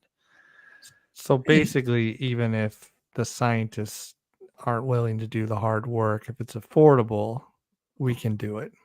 Right. I just think it's going to be, put it this way. I think Bigfoot's on its last legs of hiding from humanity. But here's devil's advocate for a second. Like, how many people are really boots on the ground researchers that are out trying to collect DNA? I know you've done things in the past. I know people like Jeff have done things. I've talked to other people that have done things like they're trying to make traps with Velcro and other things to get hair samples and those kind of things. But how many people are truly doing that? Because let's face it, DNA is not really sexy. Beating on trees and screaming and doing all the fun things that we've been taught to do. Fun. Finding Bigfoot and all these other things is fun stuff, right? You're going out in the woods and doing all this cool things, but setting up something like Jeff's experiment, Jeff's going out and leaving balls and, going and collecting them every day at the butt crack of dawn and, taking an hour ride in on a canoe. People just don't do that kind of stuff. And that's really what it takes, in my opinion, you can look up on a sample, you can find a footprint that may have some eDNA in it or a rogue hair or something like that. But it takes devoted researchers that are boots on the ground really looking for that, for it to be something that we have enough of those samples to send it to somebody like Darby to test. Well, yeah, but like my little tech breakdown, it's no big deal, but it kind of reminds people that it's not that hard to have at least the tools to collect DNA or, fingerprint or, whatever. It's, I think things are going to change. I think we're going to see the bar. I'm hoping LMS too, with all the science I'm putting in there and all the new stuff, I'm hoping that raises the bar. It won't solve the mystery, but it'll raise the bar. And I think if we all just keep raising the bar, every podcast you do, Brian, where you interview a good witness, you have raised the bar towards. That's what I try to do. That's what I try to do. I started the show because I wanted to talk to those people that had those experiences. Yep. And I've quickly realized that I have the ability as a podcaster, any podcaster, it's not anything unique to me. Anybody who interviews witnesses, whether you're talking about Bigfoot or other cryptids or UFO, whatever the case may be, you become a repository of information. Yeah. And it's out there in perpetuity. I could drop dead tomorrow and every one of those 500 plus episodes of Sasquatch Odyssey will be out there in perpetuity for people to go back and listen to. And just so you know, and I don't know if you think about it, there are scientists studying your podcast. They're listening to those stories. And, at some point it's going to have an effect. So what you're doing is very worthwhile, far beyond what you may think it's doing. I think I think historically people will look back at this stuff and go, wow, it's going to be a big deal. So I do congratulate you, because you're definitely a pioneer in this. You, Wes Germer, other people that have just, documented all these stories are really doing heroes work. Well, I already see it myself. I can go back and listen to, we just celebrated, we're over 500 episodes at this point. We just did a live show over on That Bigfoot podcast to celebrate the 500th episode of Sasquatch Odyssey. And it's one of the things I talked about is I go back to episode 2 or 3 of the show, and I'm hearing people tell me things that I thought were some of the most far-fetched things I'd ever heard. And at that time they were. But over the course of those next 500 plus episodes, so many people have had so many similar experiences, right? Almost identical experiences that I can go back and compare and say, this person was in Missouri and this happened in 1997. And then this person had a very similar experience in New York State in 2003. And it's so amazing to be able to go through and see all of the nuances that have come out over these 500 plus episodes of all of these amazing encounter stories. And I think that is important now, and hopefully sometime in the future, like you said, that people will be able to look back at that. Yeah. Because we're already getting the data. Well, the thing is, the scientists, Brian, can binge listen to your shows. True. And they can get this perspective on what's really going on. They can hear the sincerity in the witness. I just think it's very important. That's why we just started 5 Minute Witness, because I want to do something a little more, if that's all people listen to, fine, of our show. But the stuff's important to document, because there's very few people giving the evidence, and there's very few people collecting it. Yeah. Double-edged problem. Okay, so what do you think these things are? I know you mentioned it a little bit. You think they're flesh and blood, but let's go a little deeper on that. Do you think they're an indigenous native tribe that somehow is covered with hair? Are they a prehistoric man of some sort? Are they a creature that's evolved into having like super abilities? What do you think they really will end up finding? That is such a deep question. I am certainly not there to have an answer. I have been back and forth on so many different levels with possible candidates for these things, and I tried to do that a little bit in Sasquatch Unleashed, The Truth Behind the Legend. Yes. Just talk about what they could be, go down the list of candidates. Well, how about this? Let me make it even more complicated. Oh, please do. I love complicated. So, because you had alluded that you're still in this camp of flesh and blood. What was your best guess when you first got into the podcasting? How has that changed it? Like, so, how do you feel now? Best guess, and where was it before? I was always in some shape, form, or fashion thinking some sort of a relic hominoid of some sort, right? I've went back and forth with Australopithecines. I am farther down the road now, honestly, thanks to Matt Pruitt. Matt Pruitt is to blame for this. I think Gigantopithecus is probably, and not necessarily Gigantopithecus blackie, but some clade of Gigantopithecus, and possibly some sort of a hybrid is even possible for these creatures. Because if they were to make it to North America, I think they would probably be, in my opinion, the best sort of candidate for these things. Otherwise, I don't know what to make of them, to be honest with you, because nothing explains the size, the different abilities that people claim that they've experienced with these creatures. There's nothing, in my opinion, in the fossil record, or even possibly outside of the fossil record, that would be a perfect candidate for all of those things. But Gigantopithecus certainly fits the bill for possible size and some behaviors and those things. So, do you think it's possible? I don't mean to interrupt you, but do you think it's even possible? What if there's two completely different creatures that evolved two different ways from two different early hominids? You know what I mean? We could be dealing with that too.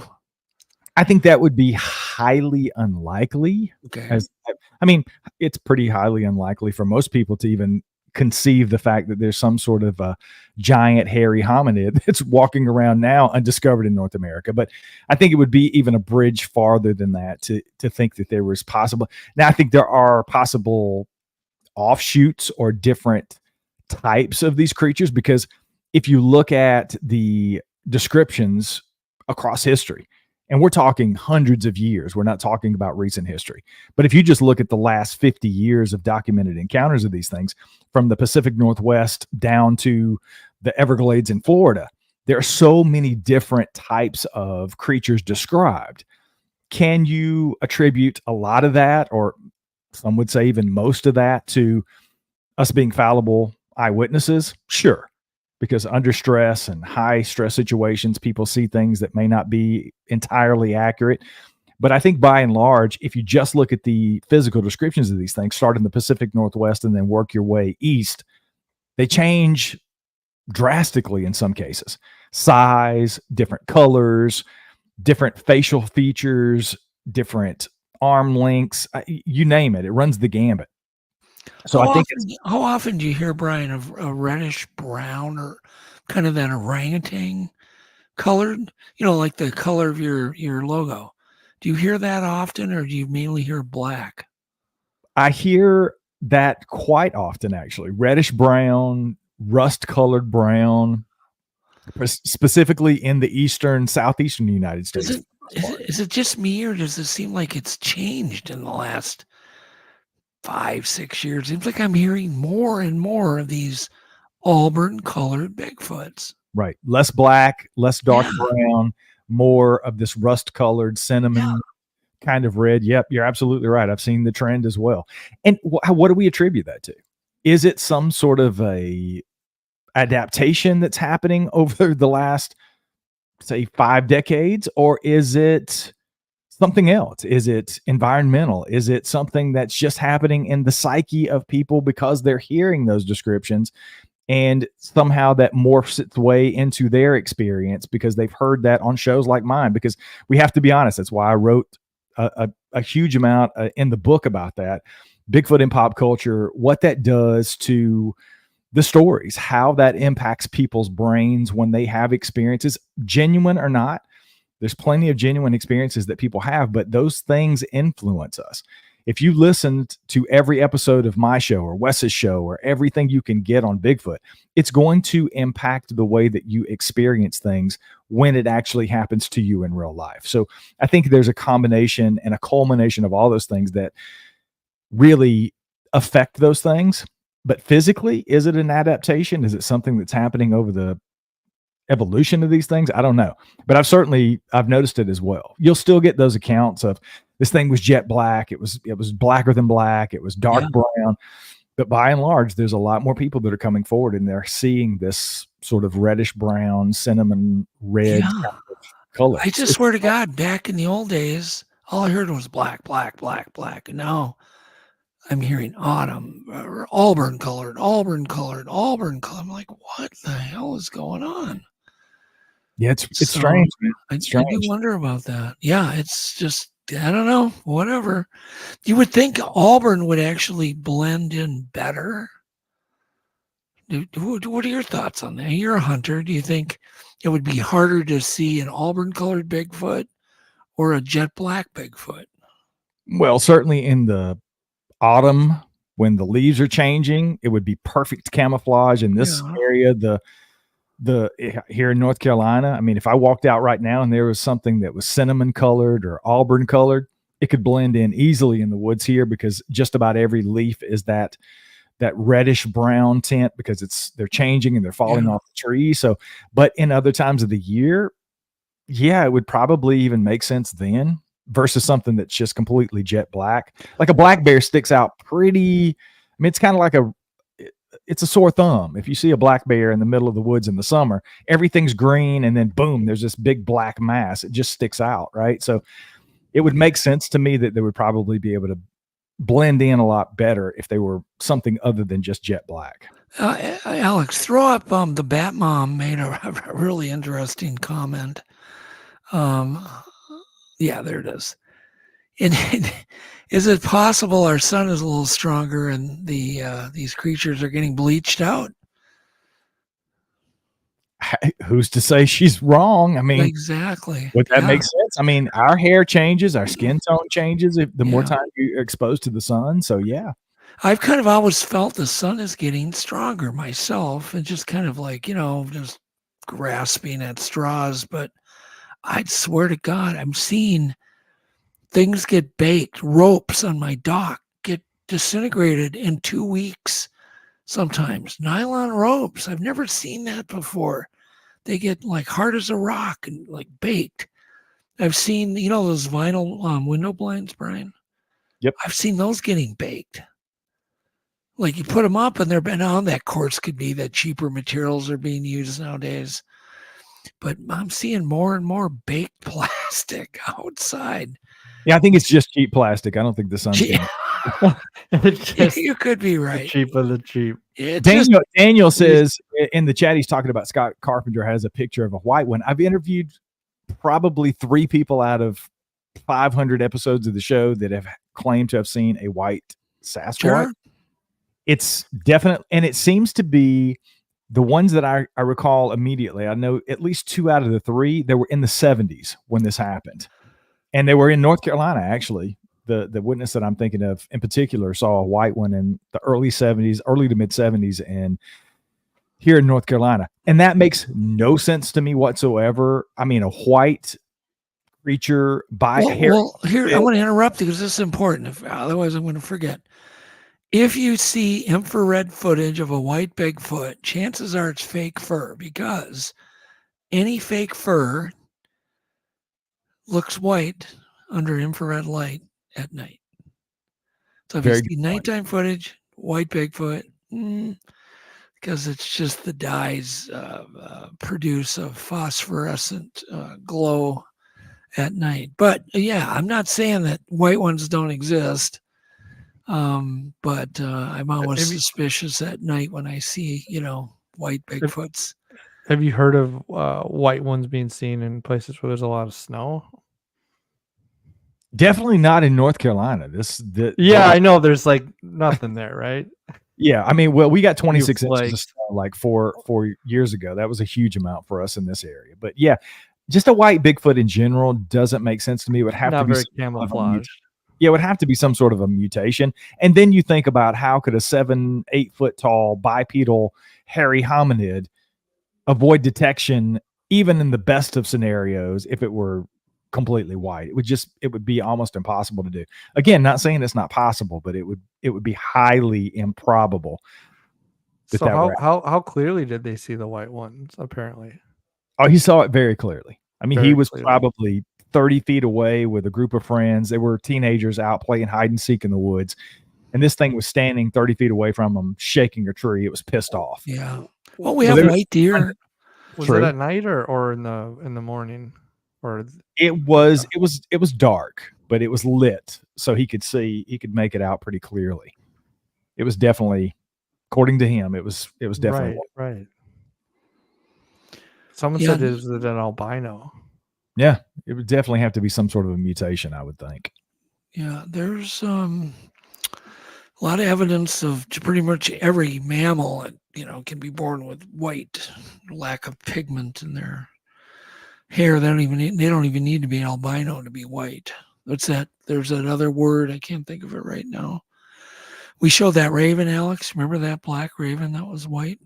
Yeah, I remember that. Not an albino. It had blue eyes. Yeah. So who knows? But their hair is, a little different, and I study it all the time because it's like it wants to tell me something. I don't know what it is, but it's definitely got almost all of the ones I have, and the one I even collected up at Snell is hollow. Doesn't have that medulla inside. It seems almost hollow inside, like a polar bear hair. And you wonder if the sunlight could affect and bleach out a darker creature, with darker hair. If you take a person with black hair and you add bleach to it, right, which simulates sun, it turns reddish.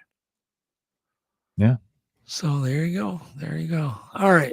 Just solve the mystery. There you go, folks. Another topic, but it's one to think about. Everybody just be aware. Auburn Bigfoot seem to be more common. So do you think that they're dangerous? What are your thoughts on that? Do you think it's possible they are snatching, a hiker now and then, or a person? Do you think they're think like missing 411, do you think they're responsible for a lot of disappearances, state parks, stuff like that? But are they responsible for any disappearances? I think it's highly, highly probable that they are, because they are animals. They're just like people. I mean, that's like saying, is it possible that people kill people? Yeah.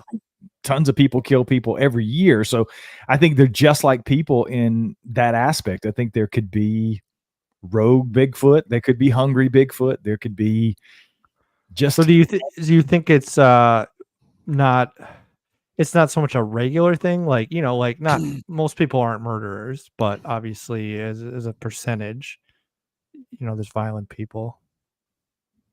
Yeah, I would say it's probably less probable that you're going to have a run-in with a Bigfoot that's going to drag you into the woods than you're going to run into a bad person who's going to give you problems in the woods. Mm-hmm. But I certainly think, again, it's probable, because I think these things are animals, and if they are as big and as powerful as I think they are. But here's the thing, 99.98% of all the encounter stories that we hear are very benign, right? Yeah. They're very mundane, run of the mill. I ran across them. They were running away from me. They were trying to get away. They're trying to be unseen, that kind of thing. Only a few people here and there you hear these things are kind of seeking out people. They're looking in windows. They're right next to, people in the woods. They're coming up. They seem to be pushing the boundaries in some cases. And yeah, certainly I think there's probably some scenarios where people have not fared well against these things. There's a guy I know you guys have had Fred Roll on from Alaska. Yep. I feature a lot of the stories that Fred tells from Alaska, and just about without fail, every type of encounter up there is a negative one in that area. And it seems to be very isolated. It's not the expanse of all Alaska, but there's a certain area that these things seem to be very aggressive and territorial. And I think that makes sense in a lot of cases. I think that they're probably protecting resources. They're acting like a bear would. I think they're very similar, and that's the best comparison that I can come up with in known animals to say they're probably very much like a black bear or a brown bear. They're going to protect their resources. They're going to protect their young. They're going to protect their territory. And if you cross the line and you don't obey their warning signs, and I do think with Sasquatch there are a lot of warning signs. I think the vocalizations are a warning sign. I think these wood knock noises, whether they're made with vocal cords or their mouth or whatever, I think those are warnings. And I certainly think rock throwing is a warning. I think it's something that people need to pay attention to. And if you fail to do all of those things and you keep encroaching or you do the wrong things, very much like a bear, you're going to end up dead. And I think that's a possibility with Bigfoot. Yeah. By the way, that word, Eric and Flat Rock, it's leucistic. Leucistic is a non-albino, blonde, kind of a genetic difference, but very much, because I would think albinos would have a little bit of more problem with their eyes and things, where leucistic animals do not. So yeah, makes sense. So thank you, Eric and Flat Rock. God, you have a smart audience. They're amazing. They are. They're incredible. Yep. Yeah. I'm just going to leave it at that. They're smarter than Alex. No, it doesn't take much. I'm just kidding. Oh, I was going to mention too, and David, if you get a moment, Alex, send David a link for tonight. And David, towards the end of the show tonight, we'll play those sounds we recorded up at Snell. Ooh, very cool. If you hang on to the last, you get a little deeper here. We'll play them if David's willing to. if he's still with us. Yeah, there he is. He's still here. I'm sure he'd be happy to play those. I'm just, this whole mystery is maddening, but it's also, I think, has certainly enhanced my life beyond, I can't even describe it. But don't you feel the same way, Brian? I mean, we're a lot alike in that way, that we work full time on this. Don't you think it's enhanced your life in a whole bunch of ways? Absolutely. And first and foremost, it is with the people that I have met because of this subject. I've said that to you and Alex and Blaine before. That's the most important thing to me, is the relationships that I've built because of this. People that I would have never met or have never gotten the pleasure of knowing and calling friends happened because of the subject. And now the people that I grew up entertained by or fascinating by, your work, Monster Quest, watching Cliff and people like him and Bobo on television, and now being able to call people like that friends is just, it's amazing. And to have the resources just to reach out and brainstorm. I mean, we've done that in the past. You've called me about things. I've called you about things. I do that with Cliff. And it is fascinating, the things that people like, that they just, you wouldn't have known otherwise. And this has just opened up so many doors for me. And it truly always comes back to the people. But yeah, just being able to travel the world and see the people that I've met and connect over this subject that just otherwise wouldn't have happened has been amazing. And I don't care what anybody says. 99.99% of everybody I've ever met, they're just amazing, wonderful people. They are. Most people, including Brian. Yes, but that's debatable. The jury's still out on me, but everybody else that I have met has been fantastic. Yes.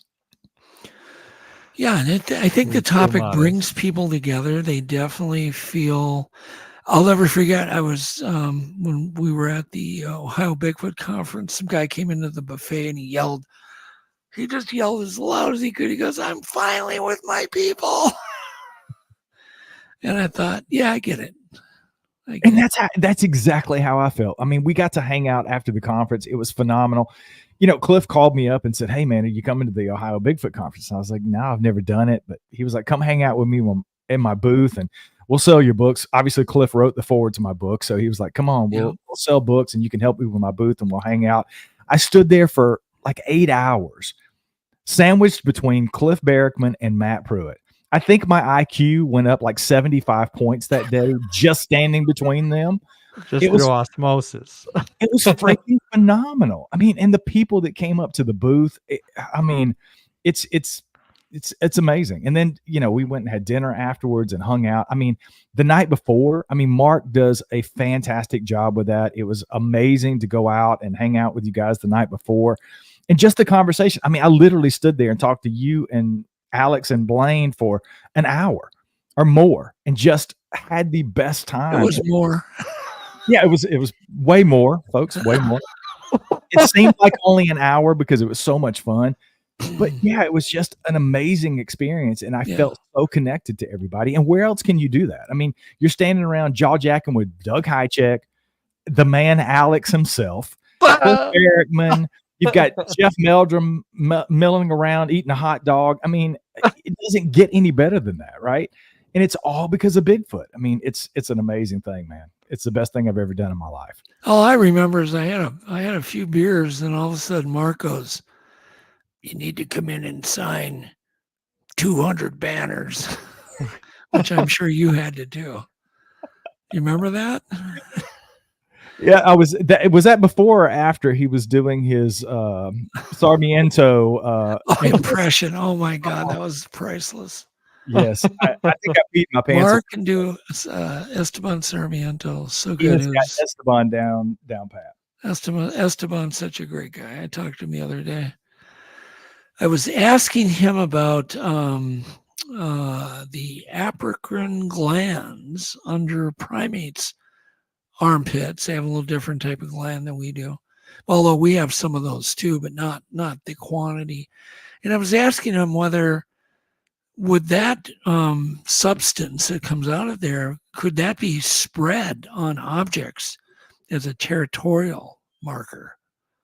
And he hadn't really thought about it, but he goes, yeah, absolutely. It smells. It's potent. And I'm like, okay, that's it. Goodbye. Thanks for sharing, Esteban. Yeah, Goodbye. yeah, goodbye. What do you think about the smell, Doug? Because that's something that when man. I first got into Bigfoot, that was something that I thought was just synonymous with these things. But it's really, in my experience, only been about 15 to 20% of the documented encounters. Yeah, it's not that many. Yep. So do you think it's an environmental thing? Do you think it has to do with this gland? What is your thoughts on where's the smell coming from? I'm 100% convinced, because of an experiment that we ran, that they can produce it at will. So we did something to irritate them, and we got sprayed. We walked a quarter mile, did something to irritate them a little bit, got sprayed. I call it sprayed, but we got, all, we were a whole bunch of us together. It was like, whoa. And then did something else, and they stopped. And we did that 5 times. And, I've just got a little more convinced that they can produce it at will. Because that was my first experience with a Bigfoot sitting on a deer stand, going out there in the middle of the night, in a really amazing area. And then being the stink, going from air, the most fresh air you could ever smell, to, oh my God, a dead zombie just walked into the scene. It smelled like rotten flesh and dog poop and sweat. It was everything. It was just horrid. It's bad. So I think they produce it. So I think they're actually very clean. I think they're extremely clean. I don't think that's a smell that they, just naturally have. They do it when they're irritated.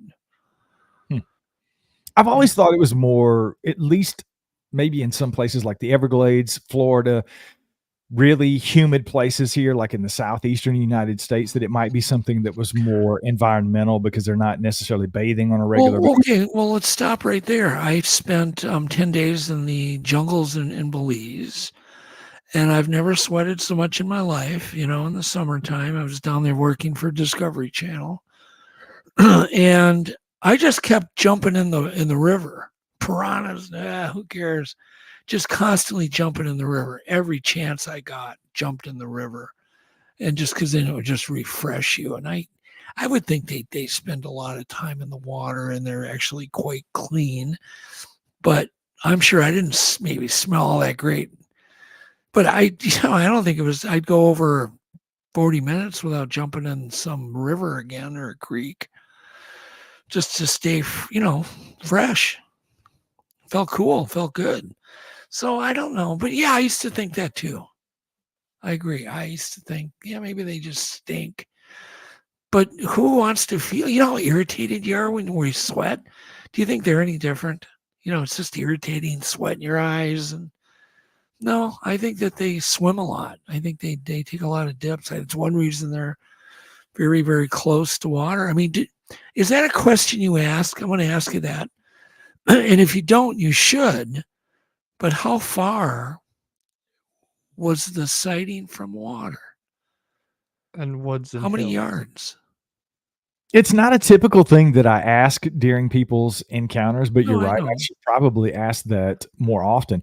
But it would make sense, to your point, that if they're able to produce that scent for whatever reason in high stress situations, it would actually make more sense that was the case versus it being an environmental thing. Because if it were simply environmental, you'd think it would be in more like 80% of the cases versus 20%, because most of the environments are the same when people have these encounters. So yeah, if they're just not as stressed, or they're not producing that smell, or it takes another level of encounter for them to do that, then I guess that would make more sense. So yeah, I mean, when you go from the freshest air in the world, here's a great story. Try to make it really short. We were on horseback in the San Croix Valley, riding horses through. We had ridden through this trail. We were investigating.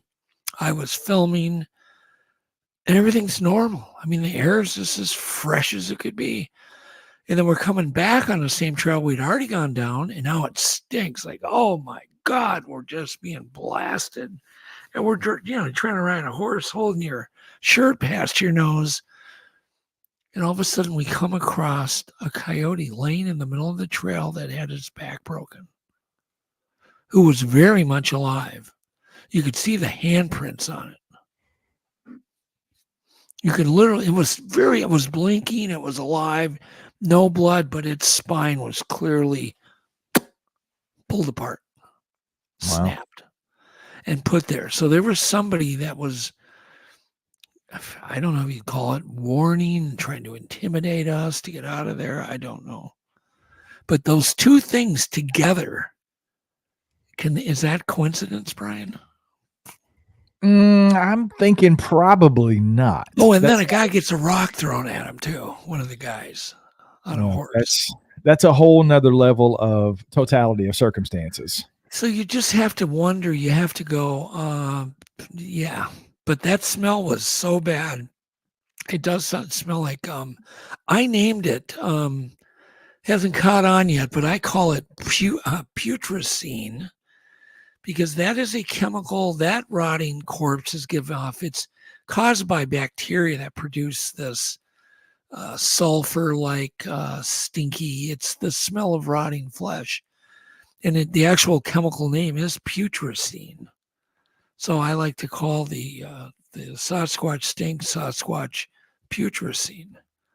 So I think it's definitely just a chemical reaction that they're putting off, probably coming out of their pits or some other glands they may have in their body. But boy, it's bad. I mean, it would make sense to get people to leave the area. I don't know how they know about them. I don't know how they could stand themselves. So it's almost like a skunk, like. Yeah, exactly. Yeah, they spray it, or who knows? I mean, nothing wants to be around it. But don't you think that'll be okay? Let's say there was a Bigfoot on a table and only I had it. It's in my garage. Let's just pretend, Brian. And I call you up and I go, I got a Bigfoot on my table, right? What questions do you ask me? How quickly can I get a flight to Minnesota? Okay, I get that. But what are you going to ask? So you get 10 questions. What are you going to ask me? Oh, God. It's just laying there. I can do whatever I want to it. Let's say it's tranquilized. Okay, what do you ask me? Yeah, I think the first thing I would say is, have you taken fingerprints? Have you taken footprint? Because that's the whole thing I've been doing recently. I'm actually going to put out an episode of Sasquatch Odyssey here in the next couple of weeks about the dermal ridges and some of those casts from back in the 80s with Paul Freeman. Because I'm not so convinced about the dermal ridge thing. That's a whole nother conversation for another day, but that would be the first. Yeah. Well, we all have friction ridges on our hands, our feet. We couldn't function without it. I dropped a coffee cup yesterday. It was empty, thank God. So it broke into a million pieces on my kitchen floor. What's your take on it? But yeah, we want to hear why do you think that something couldn't transfer those? I think it's possible to transfer them. I'm not so sure that I've read and seen other things about those dermal ridges possibly being some sort of effect from a plaster artifact. Exactly. Yeah, so yeah. I'm Sure. I'm kind of middle of the road on that. I mean, Daryl Collier wrote an amazing article back in, I think it was 2007 that I read just recently, and goes in depth, and he really is very convincing when it comes to the dermal ridges. There was that guy, his name escapes me.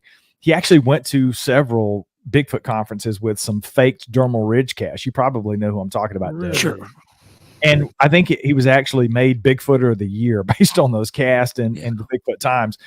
But they were artifacts that he was able to recreate that very much simulated those dermal ridges. So that would be the first question. I would want to see the fingerprints from this thing. Well, but here's the question. In order to get a dermal ridges in a cast, you have to first transfer that information into the soil.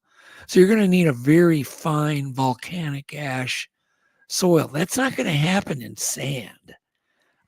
Friction ridges are too fine to ever be transferred into sand. So it could happen with black dirt, maybe in mud, but I just don't think dirt of any kind is going to be really good at transferring that type of, detail.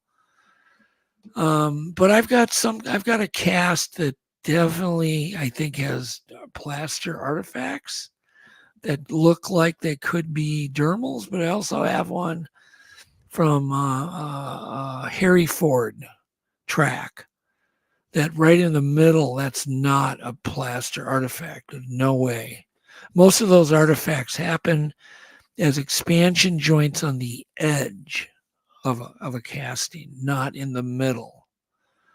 And you deal with those same kind of expansion joints in rubber and in plastic, any kind of material like that's going from soft to hard. You're going to get those kind of things. And so if you know what to look for, it's not that big of a deal. But what I'm interested are those waxy, really detailed fingerprints that Angie has gotten down in Ohio, and many other people have collected all over, those really detailed waxy handprints. You cannot fake those. I mean, there's so much detail. I mean, God, you can see the microscopic sweat pores, if you photograph them right. So there's no doubt these creatures have dermals. Every animal, everything born has got dermals on it. But I want to address something Digger Dog said about 6 or 7 minutes ago. He's talking about apes can't swim and they retain their stink all the time. Apes actually can swim, Digger. Listen to Sasquatch Odyssey. We had an primatologist on a while back and we answered that question. They actually can. Most apes don't get into deep water and actually swim because they don't like dark water because of the possibility of crocodiles and other predators, but they are able to swim. Yeah. I guess my second question for you would be this, and it's kind of a weird one. Well, maybe it's not so weird. I am fascinated with the teeth of these creatures because you hear accounts about big blocky, like these tic-tac kind of blocky teeth. And you also hear about like pronounced canines. In some cases, they're very sharp, razor kind of teeth when they bare their teeth. So I would definitely want to see some photographs of the teeth. That would be my second thing. Let me ask you a question, Brian. Are you on Team Sharp? Am I on Team what? Team Sharp? Or, you said sharp or blocky teeth. What are you talking about? A bad joke. God, that was so bad. I was trying to get the joke with you. Yes, they are sharp teeth. Team Sharp. But yeah, I mean, you hear so many different accounts. I know you've heard them as well, Doug. Like sometimes. Well, look at people. Some people have very pronounced canines. Some people don't have any. So to me, that doesn't mean much. Look at the differences in people's mouths. I mean, look at Al. Look at his mouth. Look at his smile. The guy's got more. He's got a bigger. Look at the smile that kid's got. Okay. So, do you think it's regional? Do you think they're different subspecies? Maybe different. I think subspecies are. I think that's just it's a bridge too far from me for these things because again, it would indicate that there's multiple species of these undiscovered hominids or hominoids. It just doesn't make sense to me. So I think it could be a regional adaptation, certainly. Right. But how long does it take for those adaptations to happen over the course of these things evolving? And again, I think look at Brian. I mean, look at how different even just people are. Sure.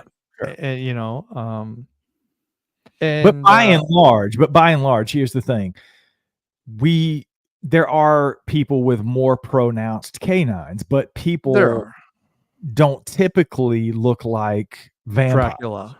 Right? Dracula walking around, even Bram Stoker's Dracula, or the Interview with the Vampire Draculas, whatever Dracula you're thinking of. But by and large, people's teeth are very similar if they're well maintained, whatever the case may be. They're blockier, they're human type teeth. So it's just fascinating to me that some people say, this thing bared its teeth or growled and showed its teeth, and they were very like fang-like, and very ominous. And I think that goes back to typically humans and eyewitnesses are very fallible. You get into those situations and you're high stress, your body's producing cortisol, you're on an adrenaline dump. Things don't often look the same as they actually are. So, I said it recently on another podcast when I was a guest. We were talking about how, I don't think typically it doesn't make sense for anything, even Bigfoot, Sasquatch, to be 12 feet tall. That's not a common description, but I've heard it multiple times from people. This thing was 12 feet tall. We went back and measured the tree. This thing was like 12 feet tall. Think of Robert Wadlow. I think he still probably is one of the tallest, if not the tallest documented person on Earth. He walked with a cane since he was a teenager because his body, the skeletal structure just wasn't built for that height and that weight. It just doesn't work anatomically. So, and he was only like 9 feet. Alex is going to be booking a kid that's got the biggest feet. They're like 24 inches long. Wow.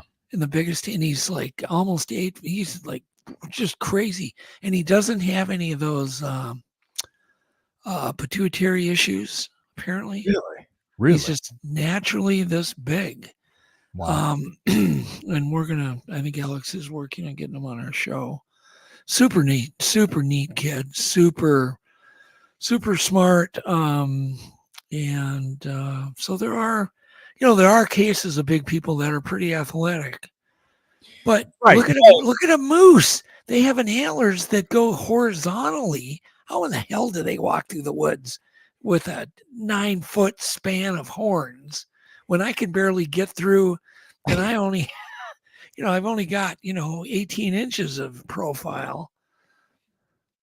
But I think what happens a lot of times in eyewitness testimony when it comes to encounters with Bigfoot, I think by and large, just my opinion, I could be completely wrong here. I think these things are mostly between 6.5 to 7.5 feet tall.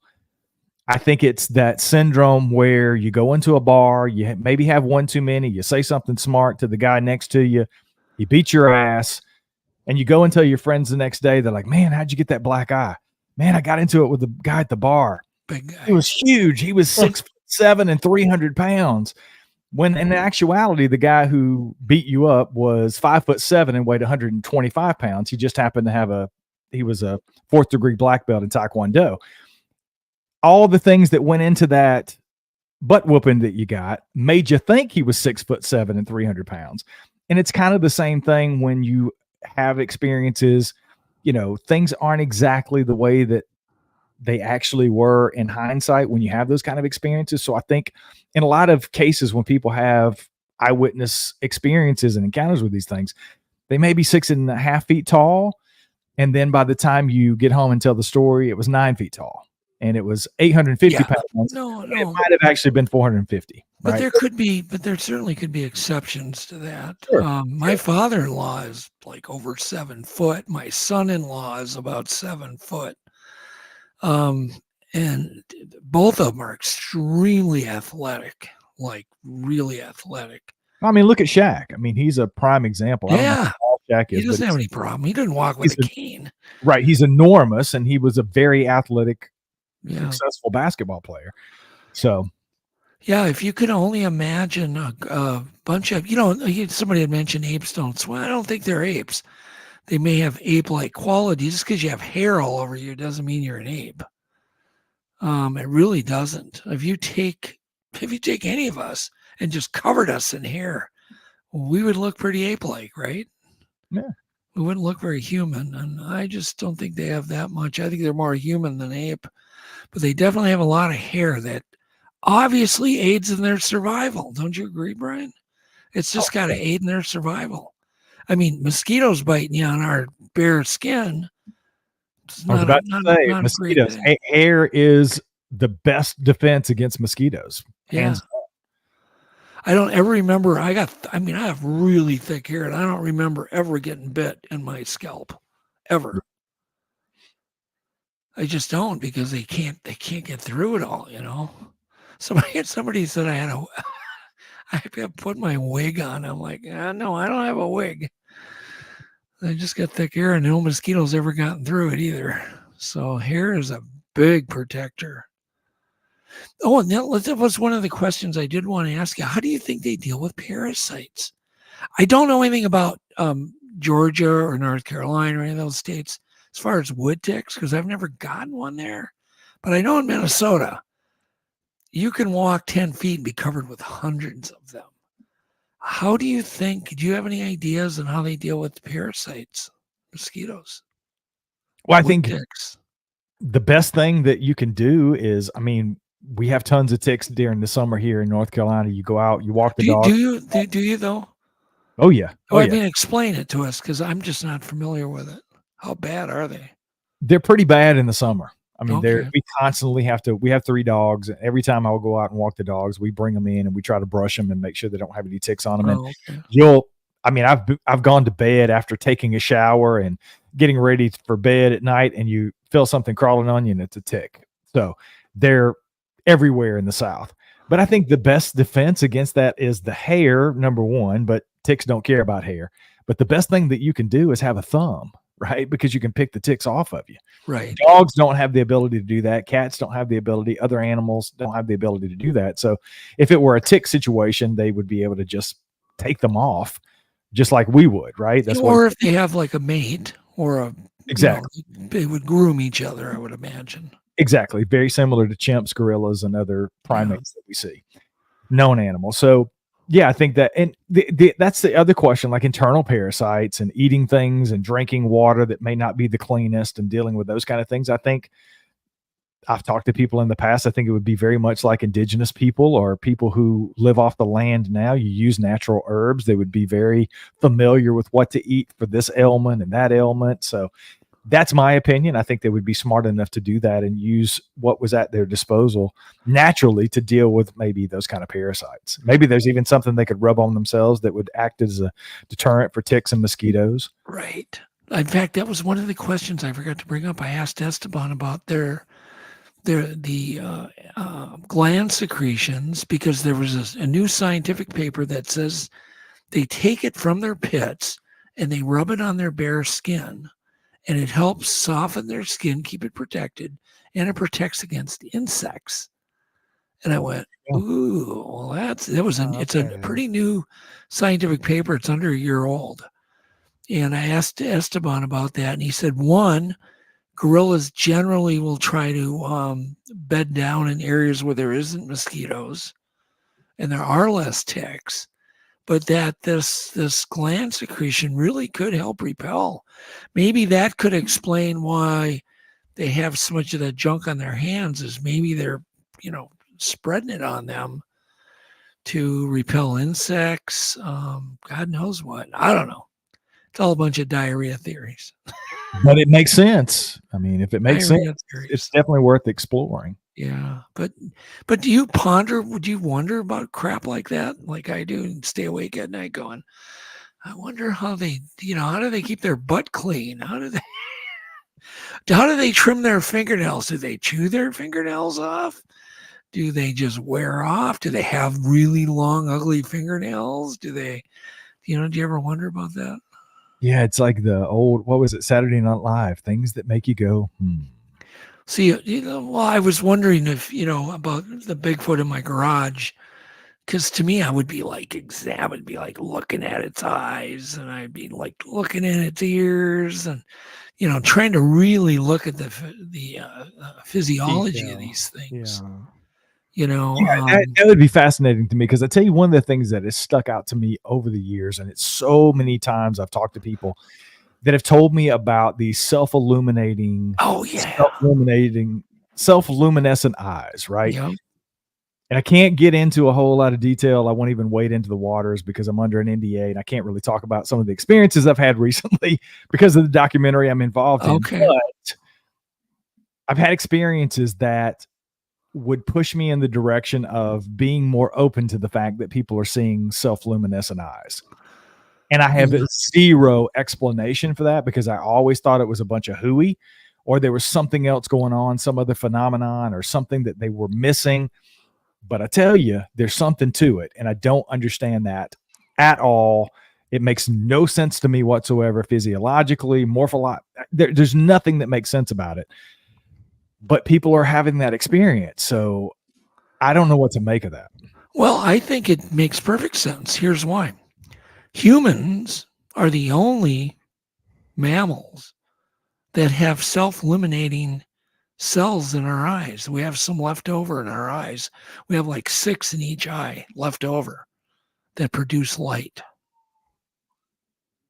And they've now photographed it. They can see it. They go into these super dark rooms and they actually can see the illumination coming off our eyes. So let's go back 100,000, 200,000, a million years. It may be just a trait that we lost. We don't know whether Neanderthals had self-illuminating eyes, right? We don't have any of their flesh, really. We don't have these little protein cells. But, in nature, there's plenty of bioluminescence. True. In protein cells. It does happen. Look at squid. Look at if bacteria can do it, so can Bigfoot, damn it. Why couldn't it? So that's one of the things I'm not that puzzled over, actually. Only because every time I think, it's really a weird thing, but then you read a scientific report about humans producing light out of their eyes, and I'm like, that makes sense too. Maybe picture us, maybe we had little LEDs. How handy would that be if we could project a dim light out of our eyes in the dark? Well, I can tell you, it is very freaky to see in person. It's one of the weirdest things I've ever seen in my life. It is. I saw it one time, but from afar. And I saw a group of individuals with red glowing or orange, reddish orange glowing eyes. You could see them blinking and moving around. And I had to actually use my binoculars to witness this. But, it was like, whoa, very cool, especially when you see them blinking, But did I see a family of Bigfoots doing it? I think it was. I don't know what else it could have been. Yeah, I would definitely never doubt those stories again, ever. Yeah. Yeah, and then the orb thing. Have you ever seen orbs on your property, Brian? No orbs, never. You haven't?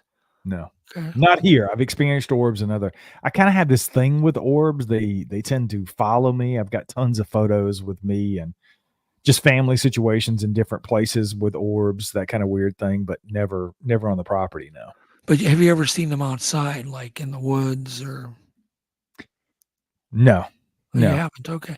But we were at Snell and there were no less probably than 16 seen, some right out the window. One came into the cabin, was seen by one of the guys in the cabin. But everybody saw red orbs but me.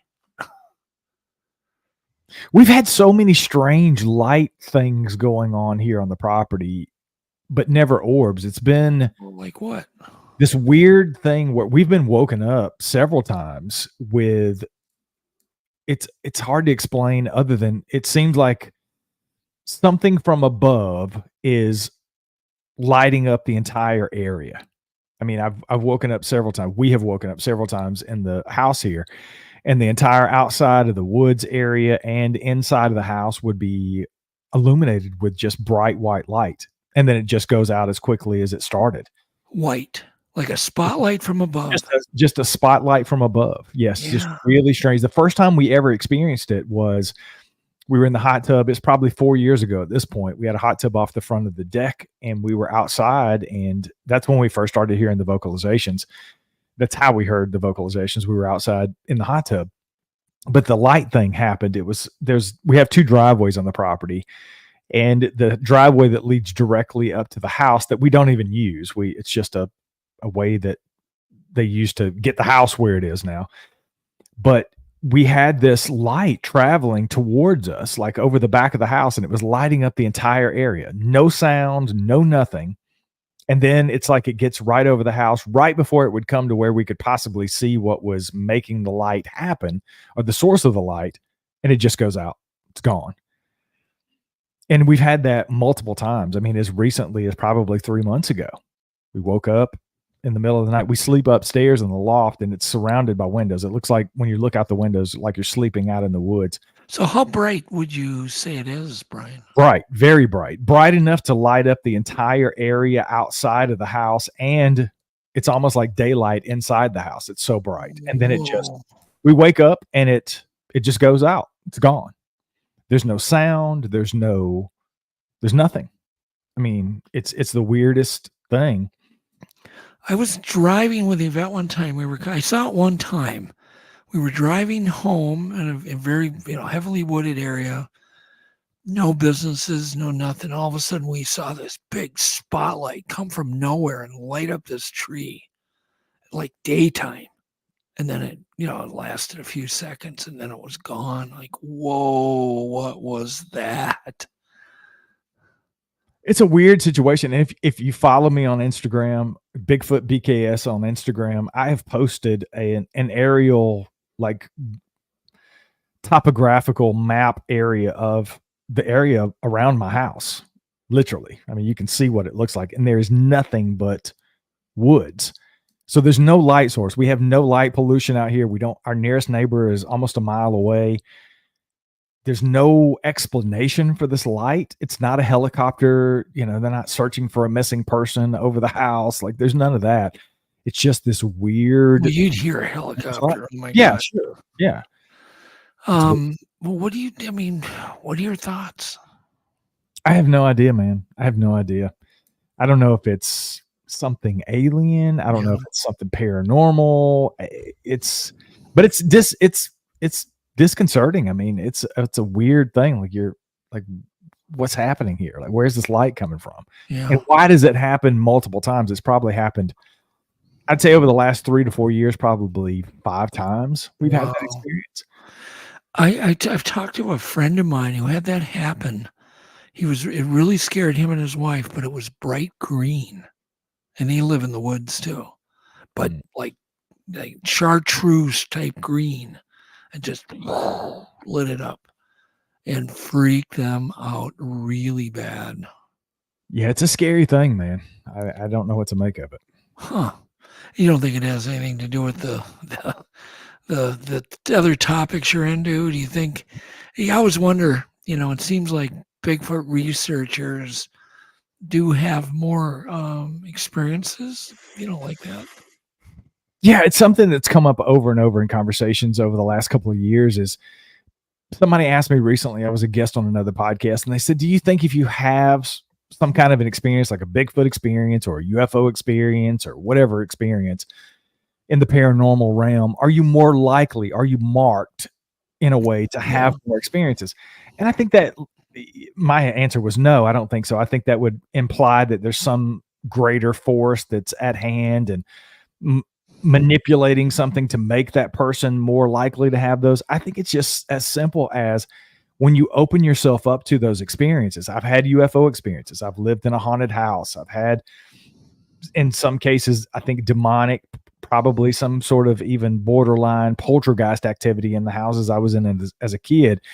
I've had Bigfoot experiences, and all of those things together, I think you're just more open to those experiences. And I think anytime you open up yourself to believe those things and believe your own experiences, you're more likely to be sensitive to those things. And is there something in the universe that makes you more susceptible or more likely to have those experiences? Possibly.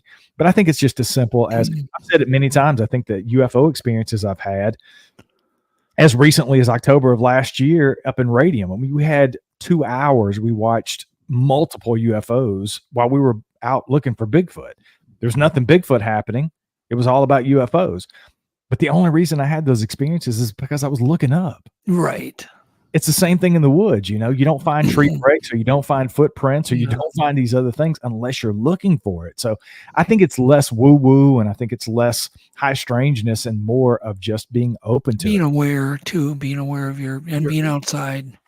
Now, that doesn't account for the woods lighting up in the middle of the night at 3 in the morning, but So do you think it's also, you're out in the woods where there's not all this light pollution, that you're going to notice UFOs, you know what I mean? Because you can actually see them.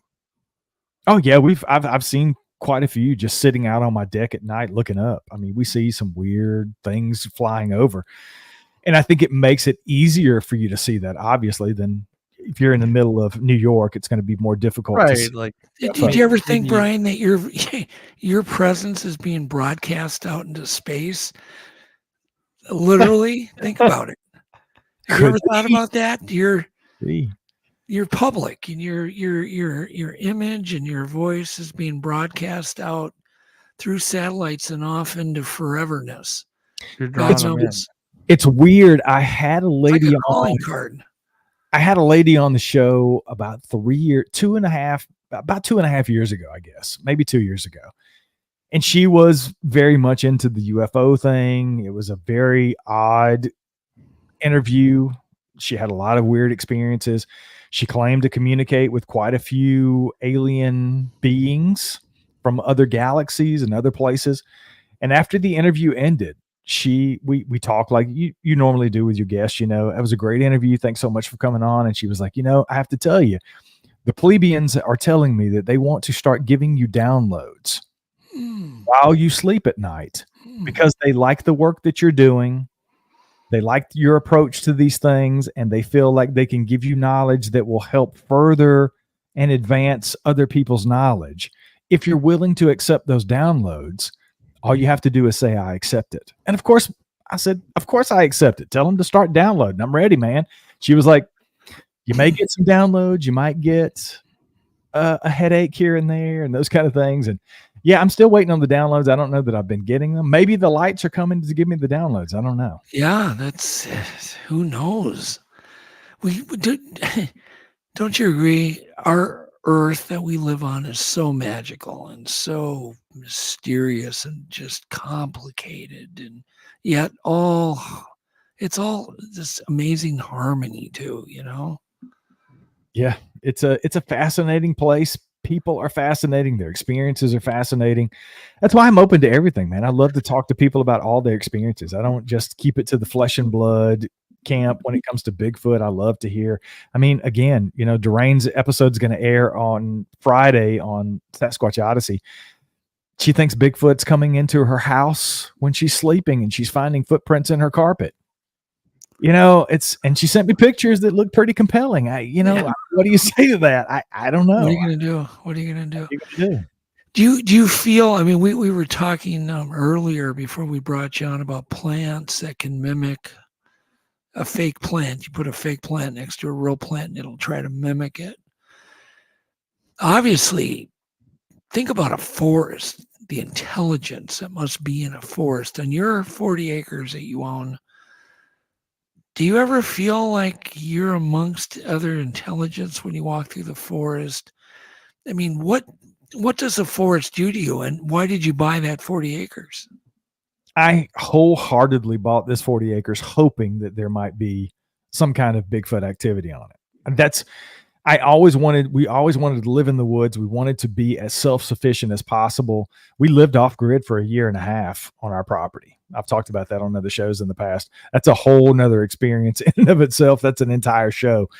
But when you get that close to nature and you remove yourself from all of the other things that normal people deal with every day, electronics, electricity. I mean, we had solar, but that was it.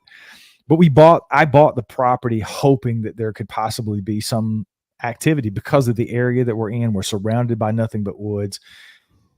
And over the years, yeah, I've certainly felt at times that, you walk around. We talked a little bit about it earlier, having that really ominous feeling, but there's plenty of times. It's happened to me recently a couple of times. I think I talked about it on one show when I was a guest recently. I'd never had this happen before, but I had this really weird horse kind of smell. You know, horses smell very distinct, right? If you've ever been around horses, they have a very distinct smell. It smelled like a wet horse / wet dog smell recently. And I had this very overwhelming feeling that something was watching me while I was walking the dogs. The dogs were acting a little weird. They were kind of running off and sniffing, and I could tell there was something in the area. I still don't know what it was, but I had this feeling that I was in the presence of something greater than. I don't think it was a big cat. I don't think it was a bear. We have both of those things on the property. We've seen sign of both of those over the years, but it seemed to be more. Obviously, I can't prove that. It was just a feeling, but that's one of the things I love about walking through the woods here is you do feel that deeper connection to things that maybe you can't see or perceive with your regular senses that seem to somehow make contact with you, if that makes sense, in other ways and other feelings. So yeah, it's just, you've heard the term forest bathing, I'm sure. Have you heard that term?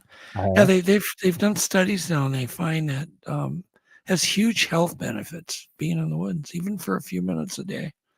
yeah, it's like grounding. I mean, I very much believe in grounding. You know, walking around barefoot. I try to do that. Danny does that a lot on the property. I'm not at that point. I can't walk barefoot through the woods. I try to do some of that stuff, but I think it's very important to connect with nature. I think it connects you and grounds you literally with your surroundings. So there's definitely something to be said about it.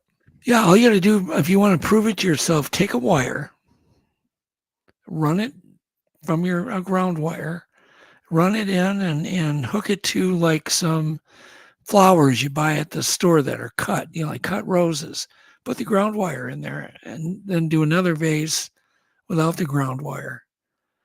And the plants with the ground wire will survive, you know, like 4 or 5 times longer. You know, a lot of people are putting ground wires to their bed.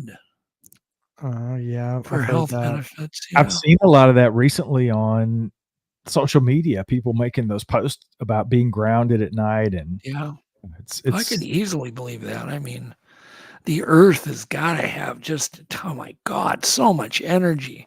Just because you don't feel it instantly when you touch it, you're not getting jolted, doesn't mean there's not energy there. Oh my God. I have a feeling that the discoveries are just going to keep coming in, you know, and they get weirder and weirder sounding. But no, I think that's an important thing.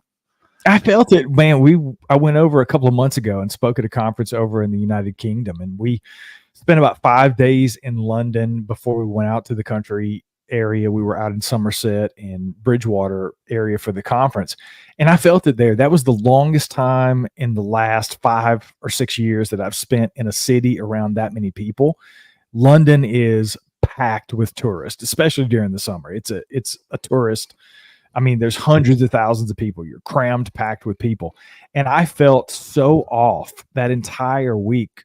And then when I came back, I was only here for 4 or 5 days, and then I had to go to another speaking engagement. I had to hop on a plane and fly somewhere else. But just being back in the woods for those 3 or 4 days and being able to reconnect with nature was huge. And I could feel a huge energy shift from spending time in the city versus being here on the property, removed from all that. It's just, it recharges your batteries is the best way I can describe it, is being here in this environment. It's just a refreshing, recharging thing. And there's something to the energy and the vibe of being in the woods versus being in the city for me. Okay, well, let's shift before we go. We've got a few more minutes here, but I wanted to hear about your book. Why you decided to write a book? I mean, I know a lot of it has to do with your property, but what just suddenly made you go, hey, I'm going to write a book? What was the motivation? Yeah. I have thought about writing a book for so many reasons in the past. Most of it has been the journey that I've had through Bigfoot, but I really wanted to write the book because I felt it was important at this time, because I wanted to do something that did 2 things. I wanted somebody that was just getting into the subject to be able to pick up the book and go, okay, here's a little bit of everything to do with the Bigfoot phenomenon, because there's so much to cover, right? There's history of Bigfoot. So I wanted to tell a little bit about my story because people have been fascinated with that since I started the show. So I start there. I talk a little bit about how my journey in this began. And then I just talk about the phenomenon of Sasquatch in general. It's got a little bit of history. I talk about Bigfoot in pop culture. We get into some of the hoaxes. I think that's one of the things that's very important to talk about. There have been some giant hoaxes that I think have set back research decades in some cases. So I talk a little bit about that. I talk about some of my journey up to radium last year and some of the research that I did up there.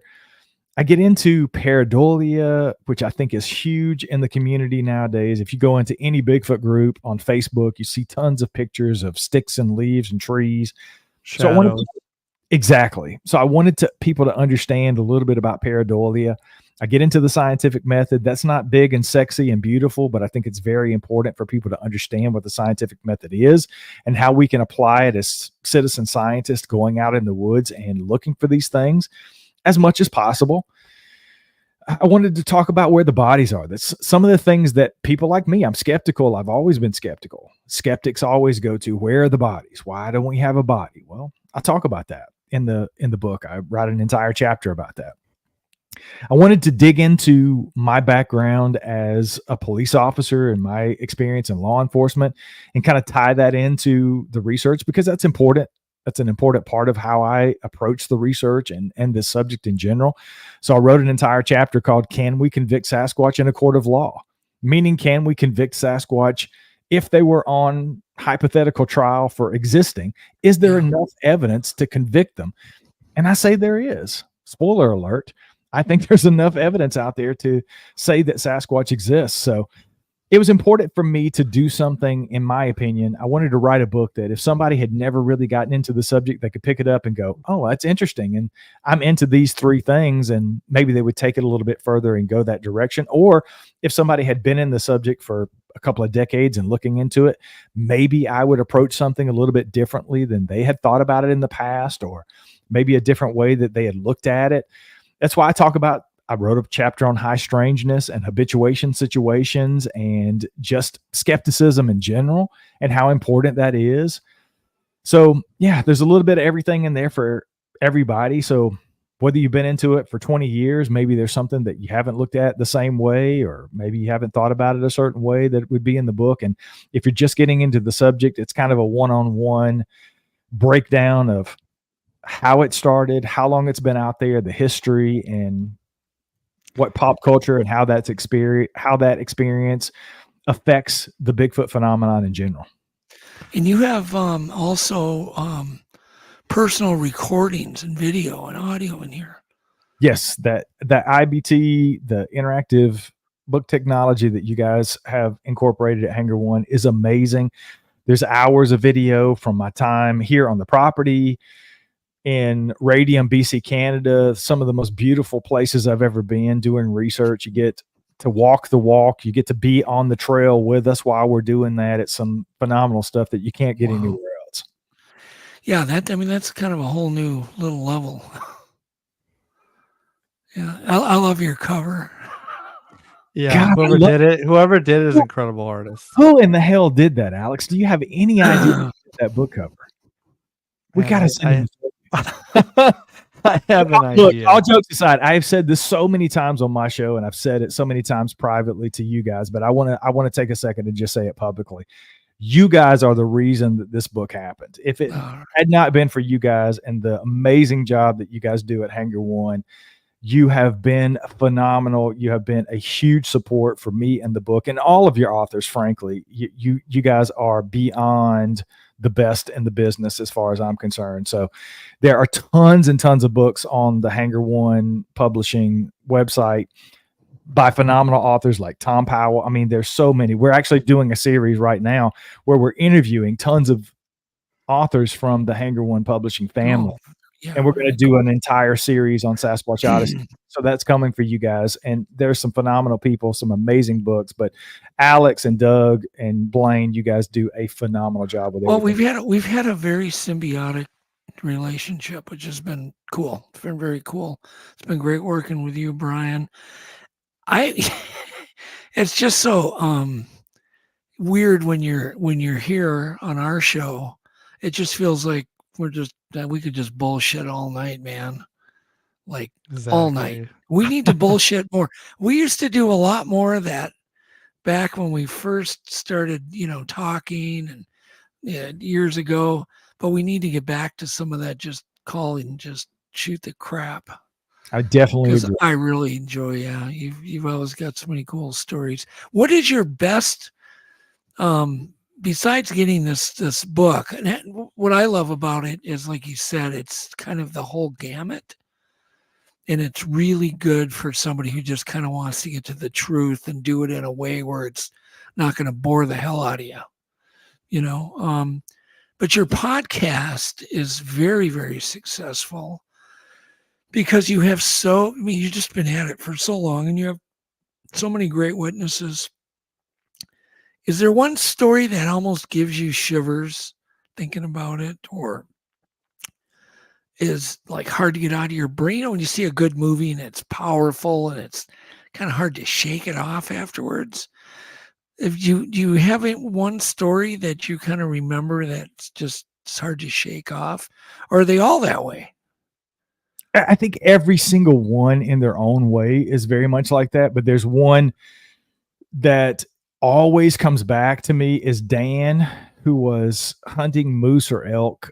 And this happened probably. Okay, stop. Do you have an episode number so people can listen to it after? Oh God, I'm going to have to Google it while I'm talking. Oh, okay. But what's do you know that? Well, I'll tell you what. Can you send it to Alex tomorrow? We'll put it in the show link tomorrow. I definitely check out this episode. Yes, but in a nutshell, basically, Dan and his dad were out on a 14-day moose or elk hunt. I think they might have had tags for both. But long story short, he's out in the woods. His dad goes to a different area. He goes to another area, and he's hunting, and he hears wood knocks. And he was very interested in the wood knocks, right? That's a weird thing. He's never heard that before in the woods. So he goes towards where these wood knocks are coming from.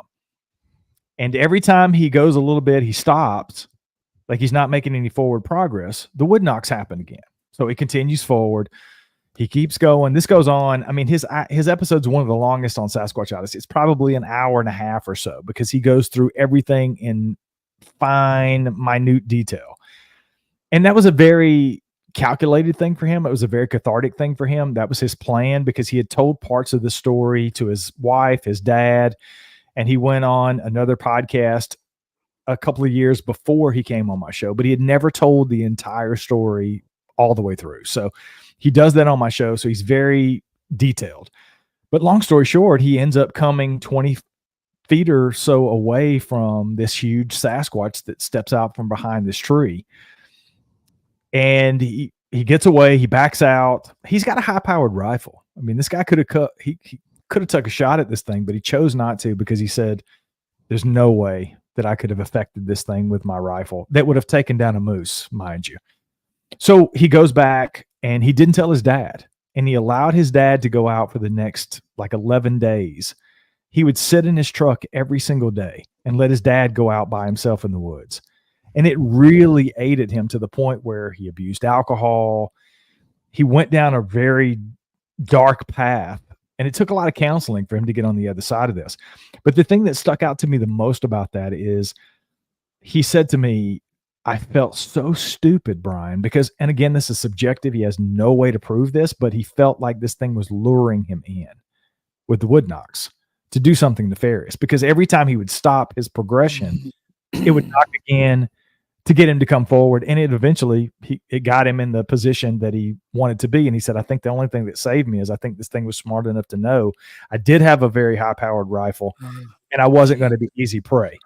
So that has really stuck with me because for a couple of reasons. I've never heard anybody tell me that they thought they were being lured in by one of these things with wood knocks, and the fact of how it affected him so negatively. And I actually, full disclosure, when you were looking for somebody for LMS2, he was one of the people that I suggested that you might have involved for some of the things you were doing for LMS2. He wanted no part of it because he said to me, I just want to come on. I trust you implicitly. I've listened to your show. I love the way you treat people. I'm going to tell you my story one time through and through. I want to get all the details out there, and I am done with this. I don't want anything to do with Bigfoot anymore. I want to forget about this. I don't want to have anything to do with it. And that was very profound for me, because he didn't have a dog in this fight, right? Yeah. And it really ate at him that he thought he was being lured in, and then the fact that he didn't tell his dad because he was afraid he was going to ridicule him. And then he felt like he had sent his dad out into harm's way because this thing was still out there, and it really ate at him. So that's really stuck with me over the last, I think that was about a year ago when that episode came out. But I'll definitely look it up. I'll have the episode number, and I'll send it to Alex so he can include it if you guys do. Yeah, we'll put it in the show description. Yeah. But yeah, so what I do with your show, Brian, is I wait a little while till there's like maybe 5 or 6 episodes, and then I binge them. There you go. That's a good way to do it.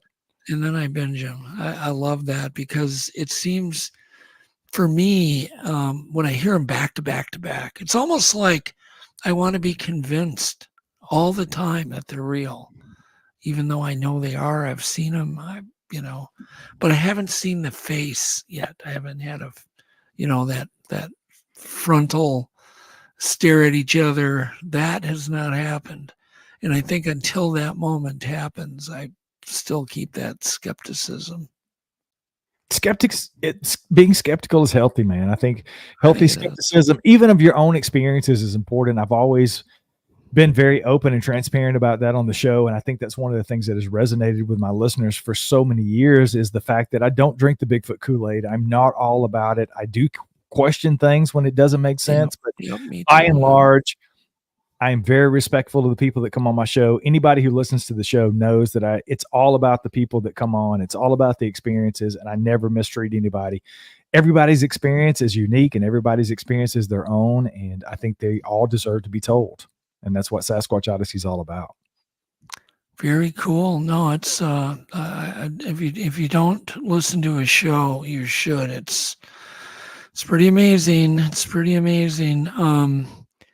But thank you, Brian, for coming on and kind of running over, and thanks, Alex, for all you do. And just remember, here's some kind of wisdom for Bigfoot witnesses.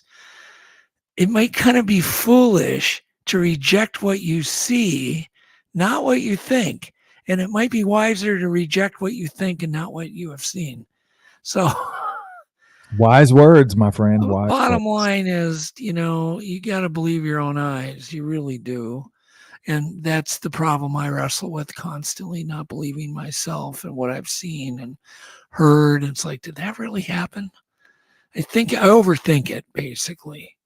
And I think that's maybe not the right way to go. Sometimes it drives us crazy. But with that, we do want to thank everybody in the audience. You guys were just an amazing, involved audience. We love you guys.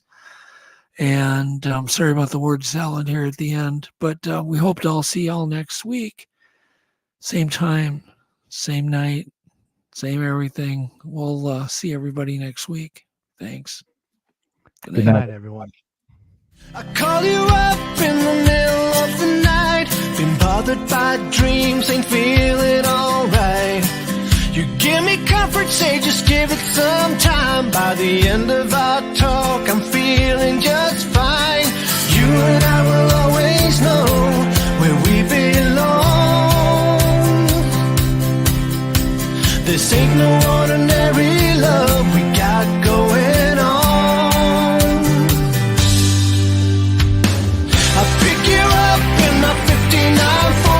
We head on down the road until we get bored. Just you and me and the sun and the wind. If the rain should start falling, we'll head on home again. Everybody else can see where we belong. Oh, ain't